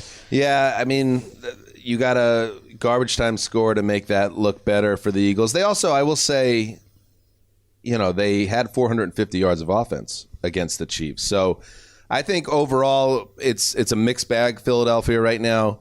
But I would say that Jalen Hurts is progressing. I think he's showing you, maybe not that he's some breakout star, but that he has the ability to get the team moving and move the ball. So we'll see what he does against this Carolina front and what he does. It's the type of game that if Carolina wants to make the playoffs, a home game against the Eagles, you're 3-1. You're without McCaffrey. Without Jack Thompson. Darnold's been facing a lot of heat last week. I think he's handled it okay, but I think it's a tough thing to ask week after week. Their offensive line has not played as well. So that's something to watch. It's a big game for the Panthers. Shaq Thompson out. He has been just the breakout star of that defense this year. So that's another thing for Carolina to overcome. Remember, Christian McCaffrey not on IR. So I guess you could see a possibility that he returns next week, logically, but we shall see. I think they kept that door open just in case. Saw a tweet just now that good news is McCaffrey was practicing today, even in a so light. maybe he plays in this game. Interesting. Maybe. That would be huge. Chuba Hubbard? Chuba? Yeah. I thought he looked pretty good, actually. So even if McCaffrey doesn't play, I don't think it means their running game is shot, but if you have McCaffrey in the mix, that would be huge. All right, up next. Let's go to the Patriots. So the Patriots now the post Tom Brady week 4 madness. I'm sure they're very happy to have that in the rear view. Now it's post Stephon Gilmore and a nice little spot for them. I know there are no gimmies, especially when you're a 1-3 team. But when you're kind of trying to get your season back on track, a trip to Houston to face Davis Mills and the Texans is very nice, because then the kind of sweet story about the Houston Texans fighting hard didn't track too well last week against Buffalo, and in general, they are back to me as the worst team in football. Well, yeah, with Davis Mills, if the Patriots lost to Davis Mills, woo boy, that would be nirvana for if they lose, Dan. they should trade for Stephon Gilmore, give up like a 3rd round pick. I wonder if the great performance by the Patriots secondary against Tom Brady, in which they showed incredible communication and cohesion, very vintage Patriots, passing off receivers, next level stuff, and they've gotten better each week. I wonder if that influenced it, that Bill Belichick thought, we don't really need Gilmore. Still doesn't make sense to me. Yeah. Because can't you just make him play? Was he going to sit out the whole season? Even if you didn't want to give him a that, I'm just saying. I wonder if that helped. That at his it also position, was like a steady rain. If you were drawing your confidence of your defense off that one game, I don't know. The secondary, I think what they threw at him affected the game plan. I imagine the weather. I think they, from all accounts, I'm not like Greg Cosell, knocking down all these X's and O's. But from what everyone said, in terms of what they showed Brady, changing looks basically every play and being able to accomplish that, I mean, they should be able to scramble Davis Mills. That's for sure. They're adding Jamie Collins back to the mix. So. Wait, what about the idea of all right, not to get hung up on this, but you're like, we need to get Jamie Collins back in the building. The only way is to clear the cap space is to trade Stephon Gilmore for a 6th round pick. Jamie Collins, you need him back in the building so bad that you're going to pull the trigger and the ripcord on Stephon Gilmore, Defensive Player of the Year, Super Bowl champion. I give up. I don't think. Well, Jamie Collins is a Super Bowl champion too. I believe. apologize. Probably. That's just a guess. At some point, he must have been on one of those. Most likely, he was at some 2014, I think. Ricky, can you find out Jamie Collins has a Super Bowl ring? Thank you. And I think they had the cap space. I wonder about Jamie Collins joining this group, but I think it's telling because their linebackers aren't getting it done. We were sitting very close to each other in that film room, Dan. Not close enough. You did not paint an accurate picture. We were having fun. We were having male bonding with other males too. Well, traditional male bonding sometimes eludes you, so I don't know if you really were understanding of that there was some tension between us because you left 2 extra seats. But like any game, if you watch with me and we're just kind of watching as fans, I'll just be shouting out some Pat's opinions. One of them is Dante Hightower and Kyle Van Noy are kind of killing them. That's on your radar. They're not killing them, but they are not who they were in 2018, 2019. You can see the lack of speed. It's a problem in this kind of spread them out NFL. Hightower especially is a bit of a bummer to watch because he's an all-time great. And What happened? He went away for the COVID opt-out and came back a different guy. I guess it could happen. That's the risk you run. He's getting up there. I think he might be 32, 33. So it's pretty. Ricky, find out how old Dante Hightower is. He's also played a lot of games. Smoke coming out of Ricky's at a ears. brutal position, and Sparks. Yeah, Collins is just added to that mix. I think because they need help there. He plays a very similar right. position to Van Noy. Hightower is 31 years old. Kyle Van Noy is 30 years old. Okay, and that's getting up there. Remember, my birthday, February 10th, Super Bowl weekend. I'm going to be 30, so I'm slowing down as well. And Jamie Collins was drafted by the Patriots in the 2nd round of 2013's NFL draft and won a Super Bowl with the team a year later. There you go. Yeah. Well, champions never. Flags fly forever. They did Jamie trade Collins. him during their next Super Bowl appearance because he quit on the Cleveland, team. halfway This is through. twice. Right. This is multiple times he's quit on teams. And they Things got didn't rid end of. so well as previous stop. The Detroit Lions.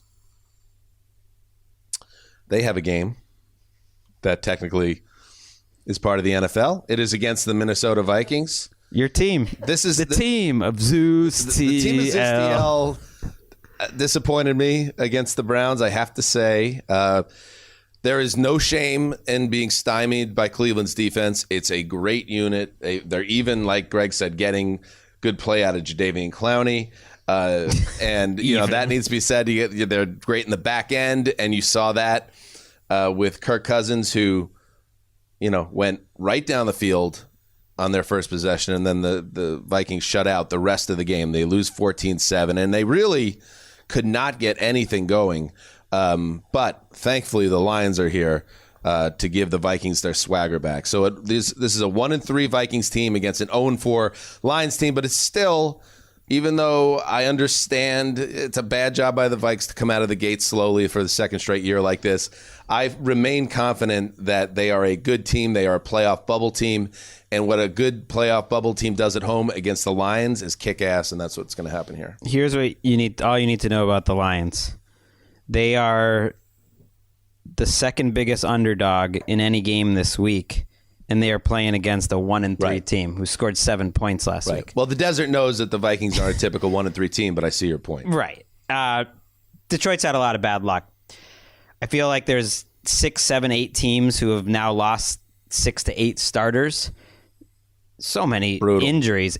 And the Lions happen to be one of them. So they already were in a really tough spot. They are the worst defense in the league. They're competitive offensively, but the worst defense in the league going up against this Vikings team. It almost makes me think they should just sit Dalvin Cook. Get him healthier. You don't need Dalvin Cook for a week. I know the NFL doesn't work like that normally, but it should. Like, look at the long game. Win a game with Alexander Madison, because Cook being not 100%. There's thousands of fantasy owners cursing you off right now as they listen to our show. But you don't want him a bunch of 10 for 50s and then he leaves with an injury. Right. He's hobbled on that ankle. It's an issue. I'm impressed by Everson Griffin, the way he's come back. Him and Hunter are a great 1-2 tandem. Their defense should not be overlooked. They played well last week. I think they will roll. We're not allowed to lock this game, or else obviously. Yeah. I mean, linebacker Romeo Okwara, he was their most important player on defense. Sewell got hurt too and is missing practice. So, but to blow your Achilles tendon is such a devastating injury, and that's the same injury Jeff Okudah had in Week 1. Their offensive line, I think their center just went on IR as well. So when you have a team that is talent deficient and then attrition comes in, that disparity in talent just really is magnified. It's compounded. And I feel for you Detroit fans, but the good news is you're going to have a big-time pick in April. That's all I could say. Let's move on. Jared Goff, by the way. I like Jared Goff in Detroit. There's something very comforting. He's the exact same player, the exact same performance. I do little grades when I'm doing the thing. Yeah. Every throw is the same. Every game's the same. You know what you're going to get. Doesn't he, especially now that he's in a Lions uniform, just the way he moves, he's such a traditional pocket passer. It just seems like he's from a different era a little bit. He's the only player under 30 that moves like that right. plays. He's a Stone Age pony, as Mark Sessler would say. But he's doing it at 27 or 28. It just seems like that is not a guy, unless you have skills that really transcend the fact that you're a pure pocket passer. In this day and age, it's going to be an issue for him. But let's pause quickly for a break. Up next, here we go. Hang on. I am a little bit frazzled here on the road in the hotel in London. Ooh, the sun is going down here. London, we're going to go out and get some dinner. It's dark out now. It's nice. It's a good reason for Ricky to keep the doors locked. Oh, yeah. Let's move on. Handsome Hank is texting us about dinner after saying that his brother-in-law has a lovely pub not too far from here. That's where we're going to go. That's awesome. All right. Broncos at Steelers. Denver served some humble pie by the Ravens in Week 4 at home. The Boo Birds were out by the second half when Drew Lock was just a mess trying to get anything going. They were checking down on 3rd and 14, Greg. It was just like it was a give up game at a certain point because they just could not find a way to move the ball downfield. It was a tough spot and the toughest of all spots. Teddy didn't look any better, to be fair, in the first half. So anyway, now Denver has that situation. Teddy, we have to see what his availability is here, but they're going to Pittsburgh to face the Steelers. TJ Watt filled up the box score again, as he always did last week in the loss to Green Bay, but he wasn't quite vintage TJ Watt. You wonder if another week makes him that much more dangerous. You imagine it would, unless he suffered a setback of some kind. But this is a tough one for you, Greg. Your Broncos, another one of your favorite teams. You don't want to lose that momentum of the 3-0 start, but if you lay another egg here, you kind of have. Yeah, availability, I think, will tell the story in terms of just where I'm leaning for this game. They had the 2 starting guards who missed last week. If they could get them back, certainly Teddy, I think, is a big upgrade from Drew Lock. against that Steelers defense, it's going to be hard to score points. But that's true for Pittsburgh. Pittsburgh's offense has not scored more than 17 points this year. I know they scored more. The team scored more in week 1, but they got a return? I think they're the only team in the league that can say that. A return or a defensive touchdown. I forget which it was. And you're playing Denver, who I know is missing some players, but Denver's defense is awesome. The like statement or like, okay, let's see how good the Broncos actually are last week against Baltimore. Well, their defense showed up. I know the Ravens controlled that game, but they had to earn those touchdowns, and they didn't score in the second half. Like, it's a good defense, and there's no reason for me to think that Pittsburgh gets over 17 in this game. So whatever the under is here, I'm sure it's a low number, but I don't know. I don't know how either team gets over 17, especially if Teddy's out. This is, you couldn't set the under low enough for me in this game. It's 40, so that's too high. This has 20-10 written all over it for me. I don't think the Broncos are going to put up a lot of points, and the Steelers are going to struggle to put up points because they have just such major issues on their offense. The offensive line, obviously. Now, Big Ben, the latest report now is that he's got hip issues. I mean, it's like he's aging at a rate now that is almost like we need to track this at the CDC. We need to get some scientists involved because he's aging 7 years every week.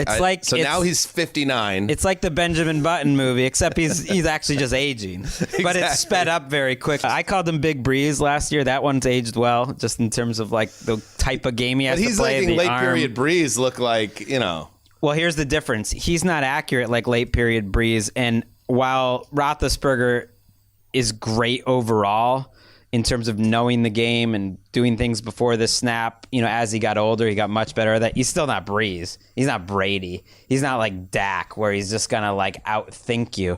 I started thinking that last week, that this decline, which I was denying a little bit, is hard to deny when he's just not hitting open receivers too. Like, what else do you have left if you're not hitting open receivers? He's kind of fallen away from throws. He's known for kind of stepping in and at least taking those hits. He's not doing that anymore. That's why I still think you got to give Denver and kind of what they've done a little credit here.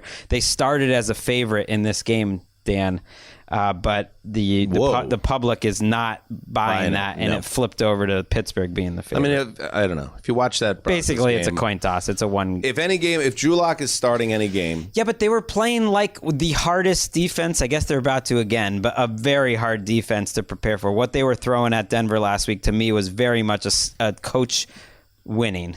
Okay. Speaking of coaches, Ricky, play, because I love this. It doesn't happen enough in modern sports, really, when coaches or players just come after each other, the fraternity, as it were.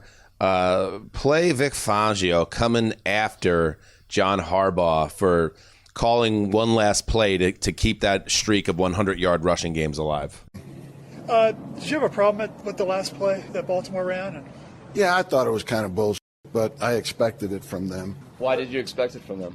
Because I just know how they operate. That's just their, mode of operation there. Player safety is secondary. Okay. I thought, first of all, Fangio was on Harbaugh's staff once upon a time. So when he says that's the way they do things over there, they don't worry about player safety, that is like a major shot across the bow of Harbaugh. And I kind of see where they're coming from. Some people are in their feelings about this more than others.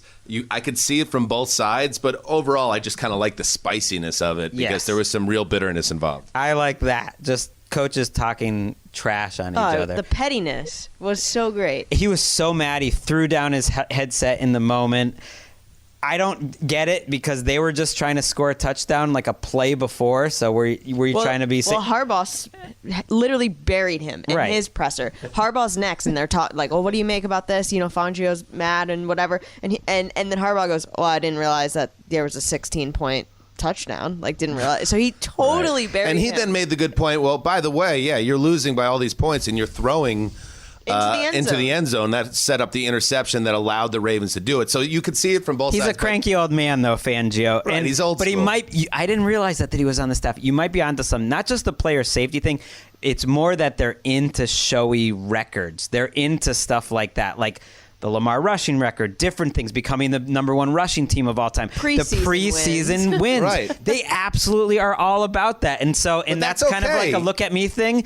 But yeah, that's okay. But Fangio doesn't like it. The fact that you go after specifically saying he doesn't look to protect players, like that's coach, like that's some coach war stuff. And it does remind me, and one of my favorite behind the scenes memories ever, which I think I've shared on the show, and I won't name the coaches, is that I ended up in this little circle. Everyone was boozed up, including myself, in Indy during the combine. And in the circle of coaches, one head coach of a prominent team, they're all prominent for the most part, looks across the room to another head coach with his little circle of buddies. And he goes, he keeps looking over here. Man, what's he looking at? Keeps looking over here. And he was like so mad. Like it's like high school. Like these coaches, there's a lot of machismo involved, and these are all jocks, obviously. That was good acting. You took me there. I took you there. That was like. But I love that. And then you got the other. You know who doesn't care about this though? Is Ravens players. If anything, they love it. Like no one has their coaches back more than Ravens players. Like whether they're on the team or after the team, everyone always loves John Harbaugh. Ultimately, that's kind of the route you got to go with if your players love you. Okay, let's move on. The Miami Dolphins travel to Tampa to get the Bucs. You know, Handsome Hank, who was here earlier, big Dolphins fan, and I remember saying after that Raiders near miss, they took the Raiders to overtime and lost in Vegas in Week 3. It's like you gotta make sure you win that Colts game in Week 4 at home, because if you don't do that, you go to Tampa and all of a sudden there's a possibility you're staring down a 1-4 start, and that's where we're headed now. Because the Dolphins, to me, Greg, and this is a team we've spoken highly of Brian Flores, and I'm not putting this on Flores necessarily. I'm putting this on the organization. Just like it's not too early to say, my God, they whiffed on Justin Herbert and they went with Tua. It's more like, from a big picture, they had their chance to completely reboot the organization. They went with the total teardown and going all in with draft picks. And where is that right now in 2021? Because when I look at a team that in the summer we're talking, this is a team rising the AFC, through 4 weeks, and it's just 4 weeks, they look mediocre in almost every way. Sub-mediocre. I mean, it looks stinky. It looks like they don't have anything to hold on to. You know, they're a good coverage team. I think in this matchup, coming at this time is fascinating, because if there's a coach that could try to replicate a similar game plan to what the Patriots did last week, it is Brian Flores and these Dolphins. If they do one thing well, I think it's mix up coverages and be pretty coordinated back there and have a lot of talent, especially at cornerback. So I could actually see them slowing down the Bucs offense. I'm concerned about the Bucs. You know, it's like every week we give like the Bucs opponent credit for playing well. Right. At some point, I think you got to look at what's happening with the Bucs. Not just that they've lost so much defensive personnel, but that the offense hasn't been quite as explosive the last 2 weeks. I see this game potentially getting a little gnarly if they can figure out a way to move the ball on offense for Miami, which is a big if. But the Bucs are the biggest favorites of the week. I mentioned earlier how the Lions were close. Yeah. The Bucs are the biggest favorite. I don't know about that. I kind of do give Miami's defense a little bit of credit that they might cause some problems. The Bucs are worrying me right now. I don't see them as like one of the 5 best teams in the league right now. Yeah. Just the way they're playing right now. I mean, I have them at 2 in the power rankings. My kind of style when it comes to trying to figure out the landscape of the league is I always give a little more space and a little more juice to the defending champ, because these title defenses are tough and they're grinding it out. And at the end of the day, they're 3-1 still. So it's not like they're in deep trouble. That New England game was a naughty game. That was a tough one. You got to go on the road with all the fanfare and all the distractions, and then you're playing in the rain. You find a way to get that done. You get some luck, obviously, with the missed field goal. But the thing that I think helps them here is their back end on defense is all sorts of beat up right now. They're missing a bunch of guys. I don't know what Anton Winfield Jr.'s situation is, but they lost Carlton last week, and they can be taken advantage of. I just don't think the Dolphins are the team that can do it. And I don't think they tough watch last They week. can't protect the quarterback. Brissett, I don't know what's under the Gabbard zone because Brissett right now this year is averaging 4.9 yards per Yeah, attempt. it's the Jake Brisket zone right now. So, and now Will Fuller just went to the IR. That guy's having a nightmare first season in Miami. It just feels like everything that Miami did so far leading into the season is not working out, whether it's their offensive line development, their quarterback situation, this wide receiver. It was supposed to be the big leap forward for the wide receiver group. It's just not coming together, and getting Tampa on the road, it just feels like the recipe for another It's the opposite loss. of what you want in year 3 of their program. This is sort of the go year, and they're going backwards. It's not what you want. The New Orleans Saints broke Greg's heart Sunday. There's two things that Greg loves more than pretty much anything else. It's the Saints winning, especially when it's down there in New Orleans and everybody's partying and they just opened up the building for the first time in 638 days to a full house. So the idea of the victory there, Greg loves it. And the other thing Greg loves, the Giants losing. Big Blue. The team that's been They're in his old nightmares. narratives. Old narratives. This is 2009. They don't die. They live on. So the idea, Greg, that the Giants would beat the Saints in that spot, that hurts. And it hurts the Saints, who are 2-2, had a chance to really build some momentum. Now they got to go to Washington. This is a tough one for me, Greg, because the football team continues to struggle defensively, but Tyler Heineke at home, he's making some things happen this year. And the Saints offense, I don't trust it yet. I think this is a close game.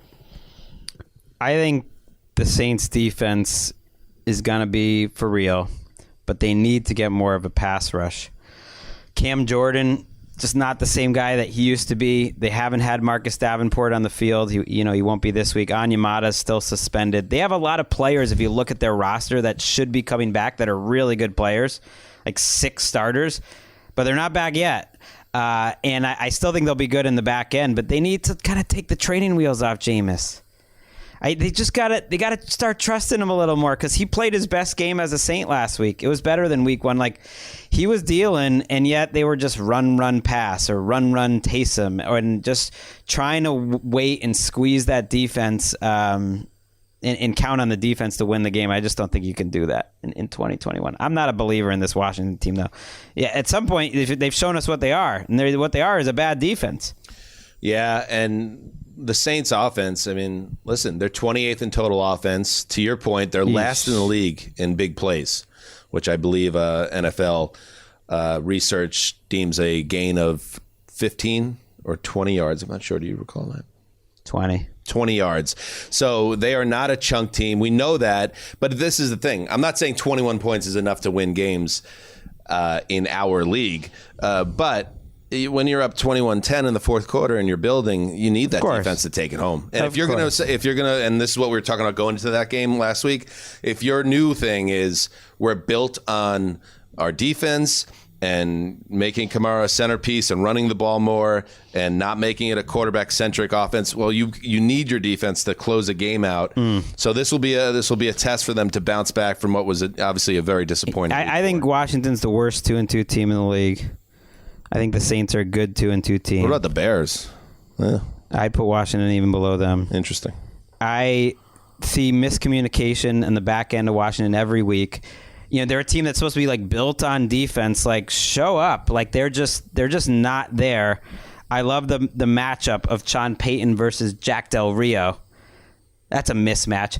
Sean Payton spent the whole week buying his team yo-yos. Well, come on, you're a grown man here. He's like he bought his team 80 yo-yos. That's like the most baby boomer move ever, by the way. It's a Bill Parcells move. He used to like put cheese up and say like, don't take the cheese. And he bought everyone yo-yos, and he's like, don't be a yo-yo team. No. You have to find 80 yo-yos. No. It's like, you don't be a yo-yo coach. Like, he was in his own head last week. The crowd wasn't even that into it, quiet, like sneaky, because they were just like, what is this Saints team? But I think ultimately it is a tough team. And I think this is a big message. And I that's knew it. why I'm locking it up. There it is, Greggy. Oh, yeah. There it is, Greggy. Greggy got a W last week in the lock game, and now he's doubling down on the Saints. He still believes. I like it. All right. Taylor Heineke, fun to watch. Taylor Heineke is living a charmed life, though. He is fun to watch, but just catch, the defense he just gives other teams a chance every week. You gotta take advantage when he does. I just love that comeback. I don't know. There is a frantic energy, Fitzmagic style that I enjoy with Heineke. He's getting it done. And that presser of him, like getting emotional about staying with his sister and brother-in-law, was like so great and cute, and it really made my heart happy. Oh, good. I missed that. I'll have to. I'll have to find that. Why don't you send it to me privately and we'll discuss it? Okay. Great. Moving on, the Chicago Bears at Las Vegas Raiders. All right, so the big news out of Chicago on Wednesday is that Justin Fields is the guy going forward. Coach Matt Nagy announced that Fields will start for the Bears moving forward. This obviously is the right call. They've kind of struggled with the situation, but I guess what you could say, Greg, is that Fields showed you enough and they made progress scoring touchdowns on those first 2 drives that you could say, all right, we're not going to get this guy killed. We got our pass protection under control. He needs to be the guy, and let's groom him. And we'll see if it works, because guess what? David Montgomery, who was the engine behind their offense last week, is now out for multiple weeks with a knee injury. So that's a tough situation against the Raiders front 7 that can go get after it. Yeah, it's going to be a much bigger challenge this week, but there was no way you could sit Fields after that performance. I know they didn't ask him to do too much, but he also made some high-level throws. Like, he made 3 or 4 throws in that game that were like, whoa. Seeing the deep accuracy, that's what his calling card is. I don't think he's like a Zach Wilson or a Lawrence, where as a thrower he'll be up and down. His problem, I think, is just going to be holding the ball too long and like trying to make a play, and maybe that's not going to work. But if you can set up some schemed up plays down the field, like, he can hit it, and you got to give him more of a chance. I don't think the Raiders' defense is bad this year, but they're not great either. They're getting banged up in the secondary. Like this, you should be able to make some hay. And, Bill Lazor, he's back. He's back. It's good to have him in our life. It's good. The Lazor's back, calling plays for the Bears. Matt Nagy doesn't want to talk about it. He told the media, I'm not talking about this anymore. All right, bro. That's fine. Lazor's calling the plays, though. I thought about locking up this game for the Raiders, but then looking at that team, the problems they have, I feel like no game is going to be easy for them if you really look at it. Like, I feel like every game is going to come down to the wire. Their offensive line has problems. They don't really have a running game. I think they'll end up winning a lot of games and that they'll win this game, but I don't want to be sweating it. I don't want to. Ricky, play Joey Bosa destroying Derek Carr on Monday night.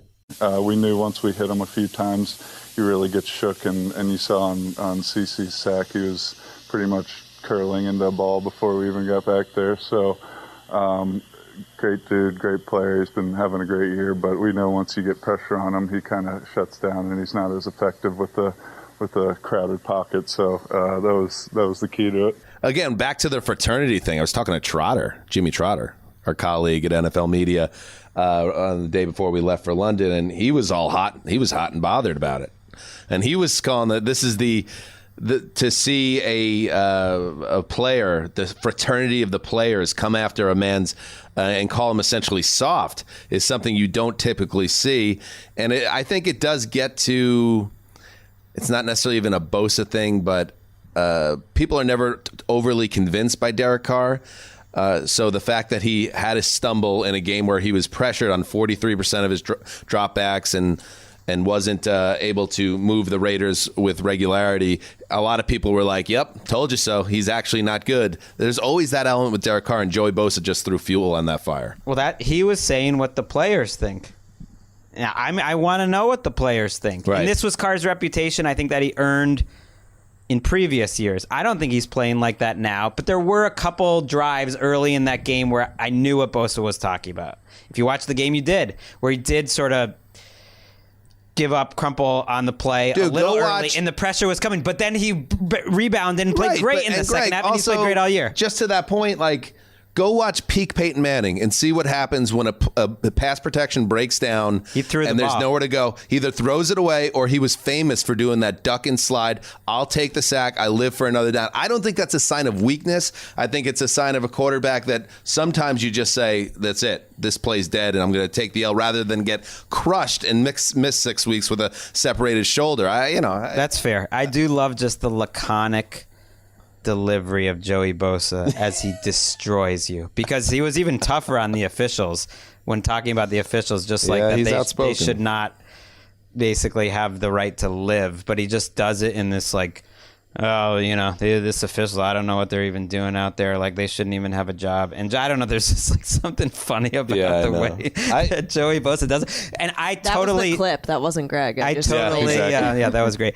I totally don't think we should take the fraternity of the players stuff so seriously. That's because you never played the game. They played football. But hey, you know... never played the game, bro.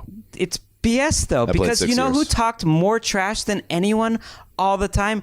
Every player in the 60s, 70s, and 80s. Right. Like, before there was mass media, they talked mad shit because they knew it was a game. And that's what you do, is you talk shit about other players that you think are wimps, whether you're right or wrong. Like, that's like, I want more of that. That's like being in the broadcast world and like talking shit about another broadcast team. Right. Like, you don't. Greg's a throwback in a lot of ways. Do that. He's just an old school rugged type dude. Do that. That doesn't worry about feelings. No, I like it, just like I like the Fangio thing.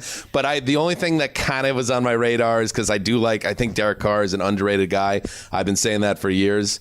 People were getting on the bandwagon the first 3 weeks after that hot start when he was averaging 400 yards a game. It's just so funny how people are quick to either jump off the bandwagon, or you see another player kind of poke the bear by saying, yeah, this guy's actually not for real. There's something about Carr that bothers people. There's just something about him. You're right. And they got to protect better for him, because I don't think they protected well the first 3 weeks either. I think he's played really well despite that, but it's hard to go 17 weeks like that. And I love the Raiders. Like I said, when they're in that building, the Raiders are a vibe. So don't trip over your own junk here against the Bears. Show us that you are indeed a legit playoff level team in the AFC, and beat the Bears, who have a good but not great defense and a rookie at quarterback. Go take care of business. Don't make this dramatic. Finally, I believe. This has been a long one. Sorry, everybody, if this feels a little too long. But, you only get one show leading up to Week 5, so we figured we could let it breathe a little bit. And again, thank you to Neil Reynolds for joining us. The final game we'll talk about here is the Cowboys at home against the G-Men. Right after this. Cowboys made news this week. Jalen Smith, who was a linebacker they drafted in the first round out of Notre Dame once upon a time. A lot of concerns when he came into the league about a foot injury, I believe it was, or was it a knee? That I always get it confused, but Miles Jack and Jalen Smith both came into the league as highly touted defensive players with a serious injury that are coming off. But Jalen Smith came into the league, overcame the injury issue, got paid, got on a second contract, and then became marginalized in the Cowboys' defensive plans with the rise of other players. So they cut ties with Jalen Smith on Wednesday, releasing the veteran linebacker. Very surprising, because they were giving him Who was the drop foot guy? Snaps. Was Jalen the drop foot guy? Ricky, what Jalen was Smith Smith's injury out of just college? A blown out knee. That I know for sure. I'm not sure if Jack was the drop foot guy. Who was the drop foot guy? He's had a good career, though, so it turned out to be worrying too much about those injuries either way. The drop foot that plagued Dallas Cowboys linebacker Jalen Smith there it is. when he suffered nerve damage. I think in the last game of his career. Reuben Foster. Yeah. All right, thank you. Oh, there was a torn ACL and then the nerve damage that came with it. It was a whole bunch of stuff. The whole thing. But it was the nerve damage that was crazy. What, Ricky? This was such a... just the whole This was such a Dallas Cowboys moment, though, because Jalen Smith is a great guy. He was like a leader for their team. London at night. And they gave him a huge second contract at a point when they absolutely didn't have to, because it was like a moment where the Cowboys needed some good news. I remember this. They were going through it. And Jerry Jones then like calls this press conference to almost stop all the bad news from happening. And it's like, here's this great story, our developmental guy. And it was at Jalen Smith at a peak. Him and Leighton Vander Esch. I remember Wes saying like those two look like the new Bowman and Patrick Willis, like the linebacker duo. They give him all this guaranteed money. And his play just declined almost like the minute the contract was signed. They still owe him a ton of guaranteed money this year that they're going to have to pay him just to go away. But I think it was just an awkward situation because he didn't need to play that much, but he was like a leader, almost like a Cam Newton thing where, of course, they like him, but it's awkward if your leader is like fourth on the depth chart at a two-man position. So you get rid of him, and I think it just shows how good their defense is in a way because usually they're so desperate for any semblance of talent that you're like waiting through 4 years of Randy Gregory suspensions because you just need him. But right now they don't need it. They got a lot of defensive players. I'm amazed by this Cowboys defense. They hit on Micah Parsons obviously, and they've hit on Trayvon Diggs. So that's back-to-back years. And they hit on Odigizua is a player, and he was a third-round pick. And how long have we been waiting for this for the Cowboys, who have always done well building an offense, but now to have a big name.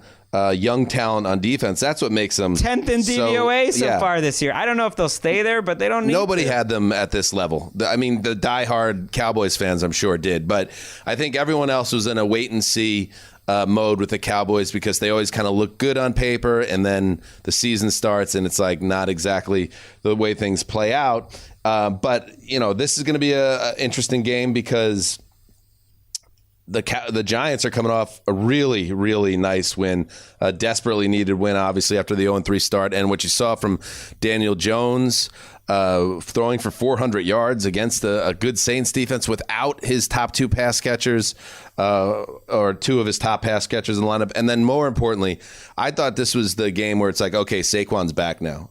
And I know coming back from a knee injury like that, maybe there's going to be peaks and valleys this season. But the fact that they just put it on him, and when they needed a big play in the fourth quarter, Saquon gave it to him, 56-yard touchdown. When they needed to stick it in the end zone and not give the ball back to the Saints in overtime, again, it was Saquon that pounded it in and found a way. And you saw, especially after that touchdown, Greg, the one in the fourth quarter, how excited Barkley was. Like, he was a man on fire looking, and he ran straight to Daniel Jones at midfield and celebrated with him. There's some good vibes with the Giants on offense. I can't hate this Giants team. You're saying I love seeing them lose, but just show me some fun, good football, and then I like you. I think this is the best 1-3 team in the league. I said last week they were the best 0-3 team in the league. Now they're the best 1-3 team in the league. This is the best Giants-Cowboys game I can think of in a while because usually they're just these boring games. Daniel Jones is playing the best ball of his career. Kadarius Toney is gonna be a guy. That was big. I know he had all these issues, and maybe he'll have more. I don't know, but his first step explosion is insane. It's like Tyreek Hill-ish. I'm not saying he's Tyreek Hill, but it's a first-round pick. Figure out a way to get him the ball in space because, my God, he was a factor. And then you combine him with Barkley and Galladay and Jones making really good decisions. I think they're dangerous. Their defense has played better the last 2 weeks. I think it's going to be a good game. The Cowboys, to me, might be the best team in the league, so I wouldn't pick against them in any spot at home. And that's why. They're actually a touchdown favorite. I couldn't even lock up the Cowboys, but guess what? I wouldn't even because I think this will be a close game. Oh, it's 11 right now. What? Well, it's just with the Cowboys, everyone gets mad, like the greater football world, like fans and media. But especially fans, they're like, why do the Cowboys get too much coverage? And like, everyone calls them America's team. They're not America's team. Look, they haven't even been to the Super Bowl in 25 years. But what happens is whenever the Cowboys get good, everybody goes crazy and people love it. And that's why, like, I'm not surprised that they're favored this much because when the Cowboys are good, people push everything to the center of the table. Tyron Smith going to the Hall of Fame. Do you need your notes? Playing great. No. Greg's notebook fell down, and I just looked in his trick and scratch, and under the New York Giants Dallas game, right under the first thing says "So into this game!" exclamation point. Oh my God, that's amazing. What if you turn the page and it was just like it was written over and over 1,000 times.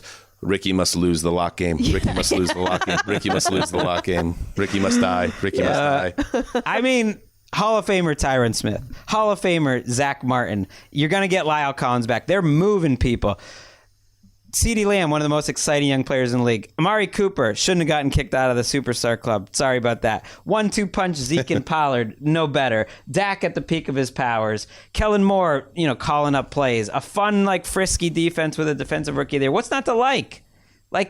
I don't know. To me, in an offensive league, I just would be stunned if they don't win 12 games or at least. Doesn't it also feel like, and I know this feels like a different Cowboys team, but couldn't you see them tripping up here? Couldn't you? Isn't it within the range of outcomes here? Even good team, if they go 11-6, that's going to be 5 more disappointing Sundays to go. So sure, they could lose this game, but I think in the long run, they will be fine. But in the even longer run of this show, I've realized we do have another game. Yes, Tennessee at Jacksonville. The game everyone's talking about. The reason why I was looking at my notes, my little sub notes, which isn't, there's no madness, it's just straightforward things that we should touch on. Urban Meyer was written down. And yes, the Jaguars are 0-4. They lost a crusher on Thursday night to Cincinnati. And everybody knows the story. We don't need to go through it exhaustively. But Urban Meyer stays behind in Ohio. The team flies back without him. And then he gets into he has a fun little night, put it that way, at his bar, is caught on video, which is just madness that you could be so, I don't know if he was drunk or what, but it's just like, dude, how can you not have the awareness to be out in public with a woman dancing up on you? It leads to him having a super, super embarrassing press conference, super humiliating situation where the owner's coming out and saying that our head coach, who we just paid $1 trillion, has to regain our trust and respect. And even worse, the Mike Silver reporting, Greg, that we saw it on Twitter as a good silver thread. And I love a good silver thread. Everybody loves a good silver thread because he brings the melodrama of the NFL to the forefront. Just that Meyer canceled the team meeting on Monday, which is a really bad look as this fallout from this incident was occurring. And then he had some meetings with players who, according to Silver's reporting, just essentially laughed the coach out of the building as soon as the door closed and he left the room because they don't buy his act at all. So that's a tough situation for Trevor Lawrence as a rookie. That is a dire situation for Jags management, who have an 0-4 team and a high-profile coach under fire here with the Titans coming to town. What a mess. Such a mess. Just be real with, I think he thinks Urban Meyer can, get away with BSing grown men, and it's you didn't get away with BSing your college players because they believed you and necessarily believed in all your team culture stuff. You got away with it because you were their boss and they had no choice, and they still, on some level, they still have no choice. And Chris Long, who's played on a lot of teams and played on some championship teams and played on some really bad Rams teams, said, if I'm a Jaguar right now, I'm my own CEO, which is basically every man for himself. No one respects the head coach. You gotta protect what you do because you're gonna make your living off of it. But they've lost any respect, not because he had a girl dancing up on him, but because of how he handled it after the fact, and because of the fact he didn't take the team plane home, which is not something I know a lot about, but now I've heard a ton of ex-players and a ton of people who covered the league talk about that. That's unheard of, that a team would lose a Thursday night game and the coach would oh no, I'm not going back with the team. I'm just going to hang out in Ohio. That's the bigger thing than having the girl. I don't know if he was hoping the players would never know about that, but they're all on the same team flight, and the whole thing all for one for all, the coach, except for nah, I'm gonna go get wasted. The day after the game, that Friday, is an off day for the players, but the coach is supposed to be back in the office grinding away. I don't think he understands the responsibility of being a head coach, and it's such a tough situation when he's not bringing anything to the table that would make up for it.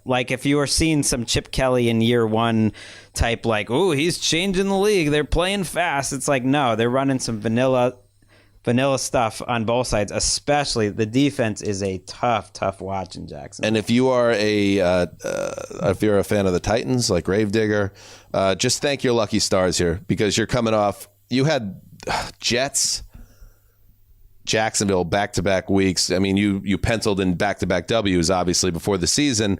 You somehow find a way to lose to the Jets in overtime.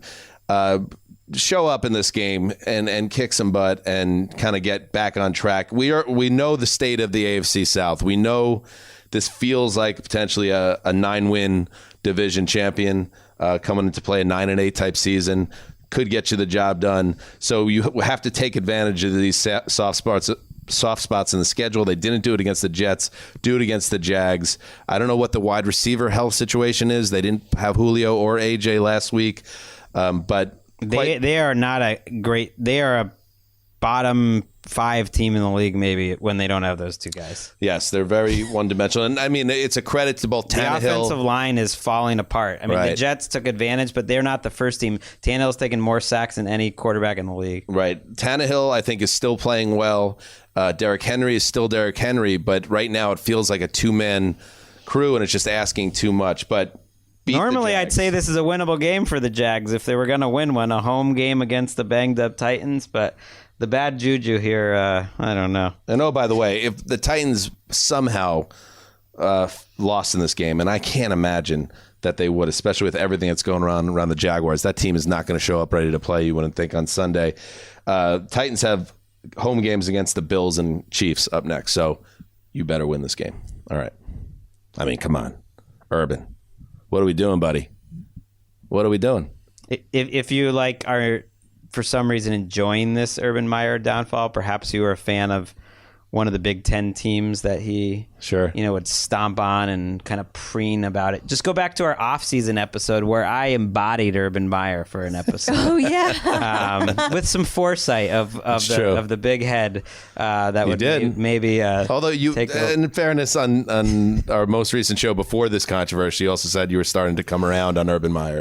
I was starting to say more like I was feeling bad for him, but now I don't feel as bad for him. Man. He just seems sad. And it doesn't seem like he should be there. We're hoping to get Mark Sessler back on the other side after London. If you're tracking gogetmylunch.org, 2 really fascinating potential sequences going on here. We have Mark has a coach will resign mid-season. It's in play. That is so in play. Absolutely. If I forgot about that. If the Jags are 1-10 or 0-7, and there's some type of behind the scenes fallout between the coach and the owner and all that, that's absolutely in play.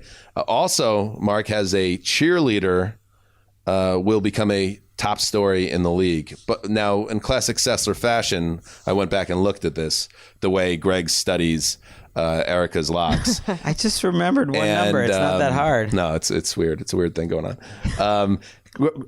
He did say NFL cheerleader. Mark always puts that one extra thing that he can't put in. But if by any stretch that blonde was an NFL cheerleader, this makes the Jets-Browns lock, look like nothing. Yeah. I'm hoping for it. I hope she was a cheerleader. About? If the blonde at the bar was an NFL cheerleader at some point, and Urban resigns, and she becomes a big story. Storyline. It's all in play. That's all I'm saying. That's all I'm saying. All right. Got some great stuff here, you guys. Yeah. What time is it? It's like 2 a.m. Time to go.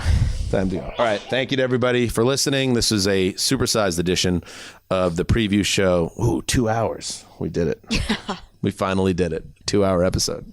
Do we want to break this into 2 parts? No. All right. Well, you guys can break it into 2 parts. Listen to the first hour, take a break, go grab a pint. Maybe listen to the first coffee. episode of Split Ends that Colleen and I dropped yesterday. That's good. Do a little palate cleanser. Yeah. And then come back and finish this. That's nice. Yeah. That's a great idea. Split Ends with Colleen Wolfe and Erica Tamposi, or maybe Erica Tamposi and Colleen Wolfe. We'll see. How does it? How's it in the? Colleen gets first billing for sure. But I got first billing on the car service today. You did. So good work. Thanks. All right, so we're happy to be here in London. We're excited.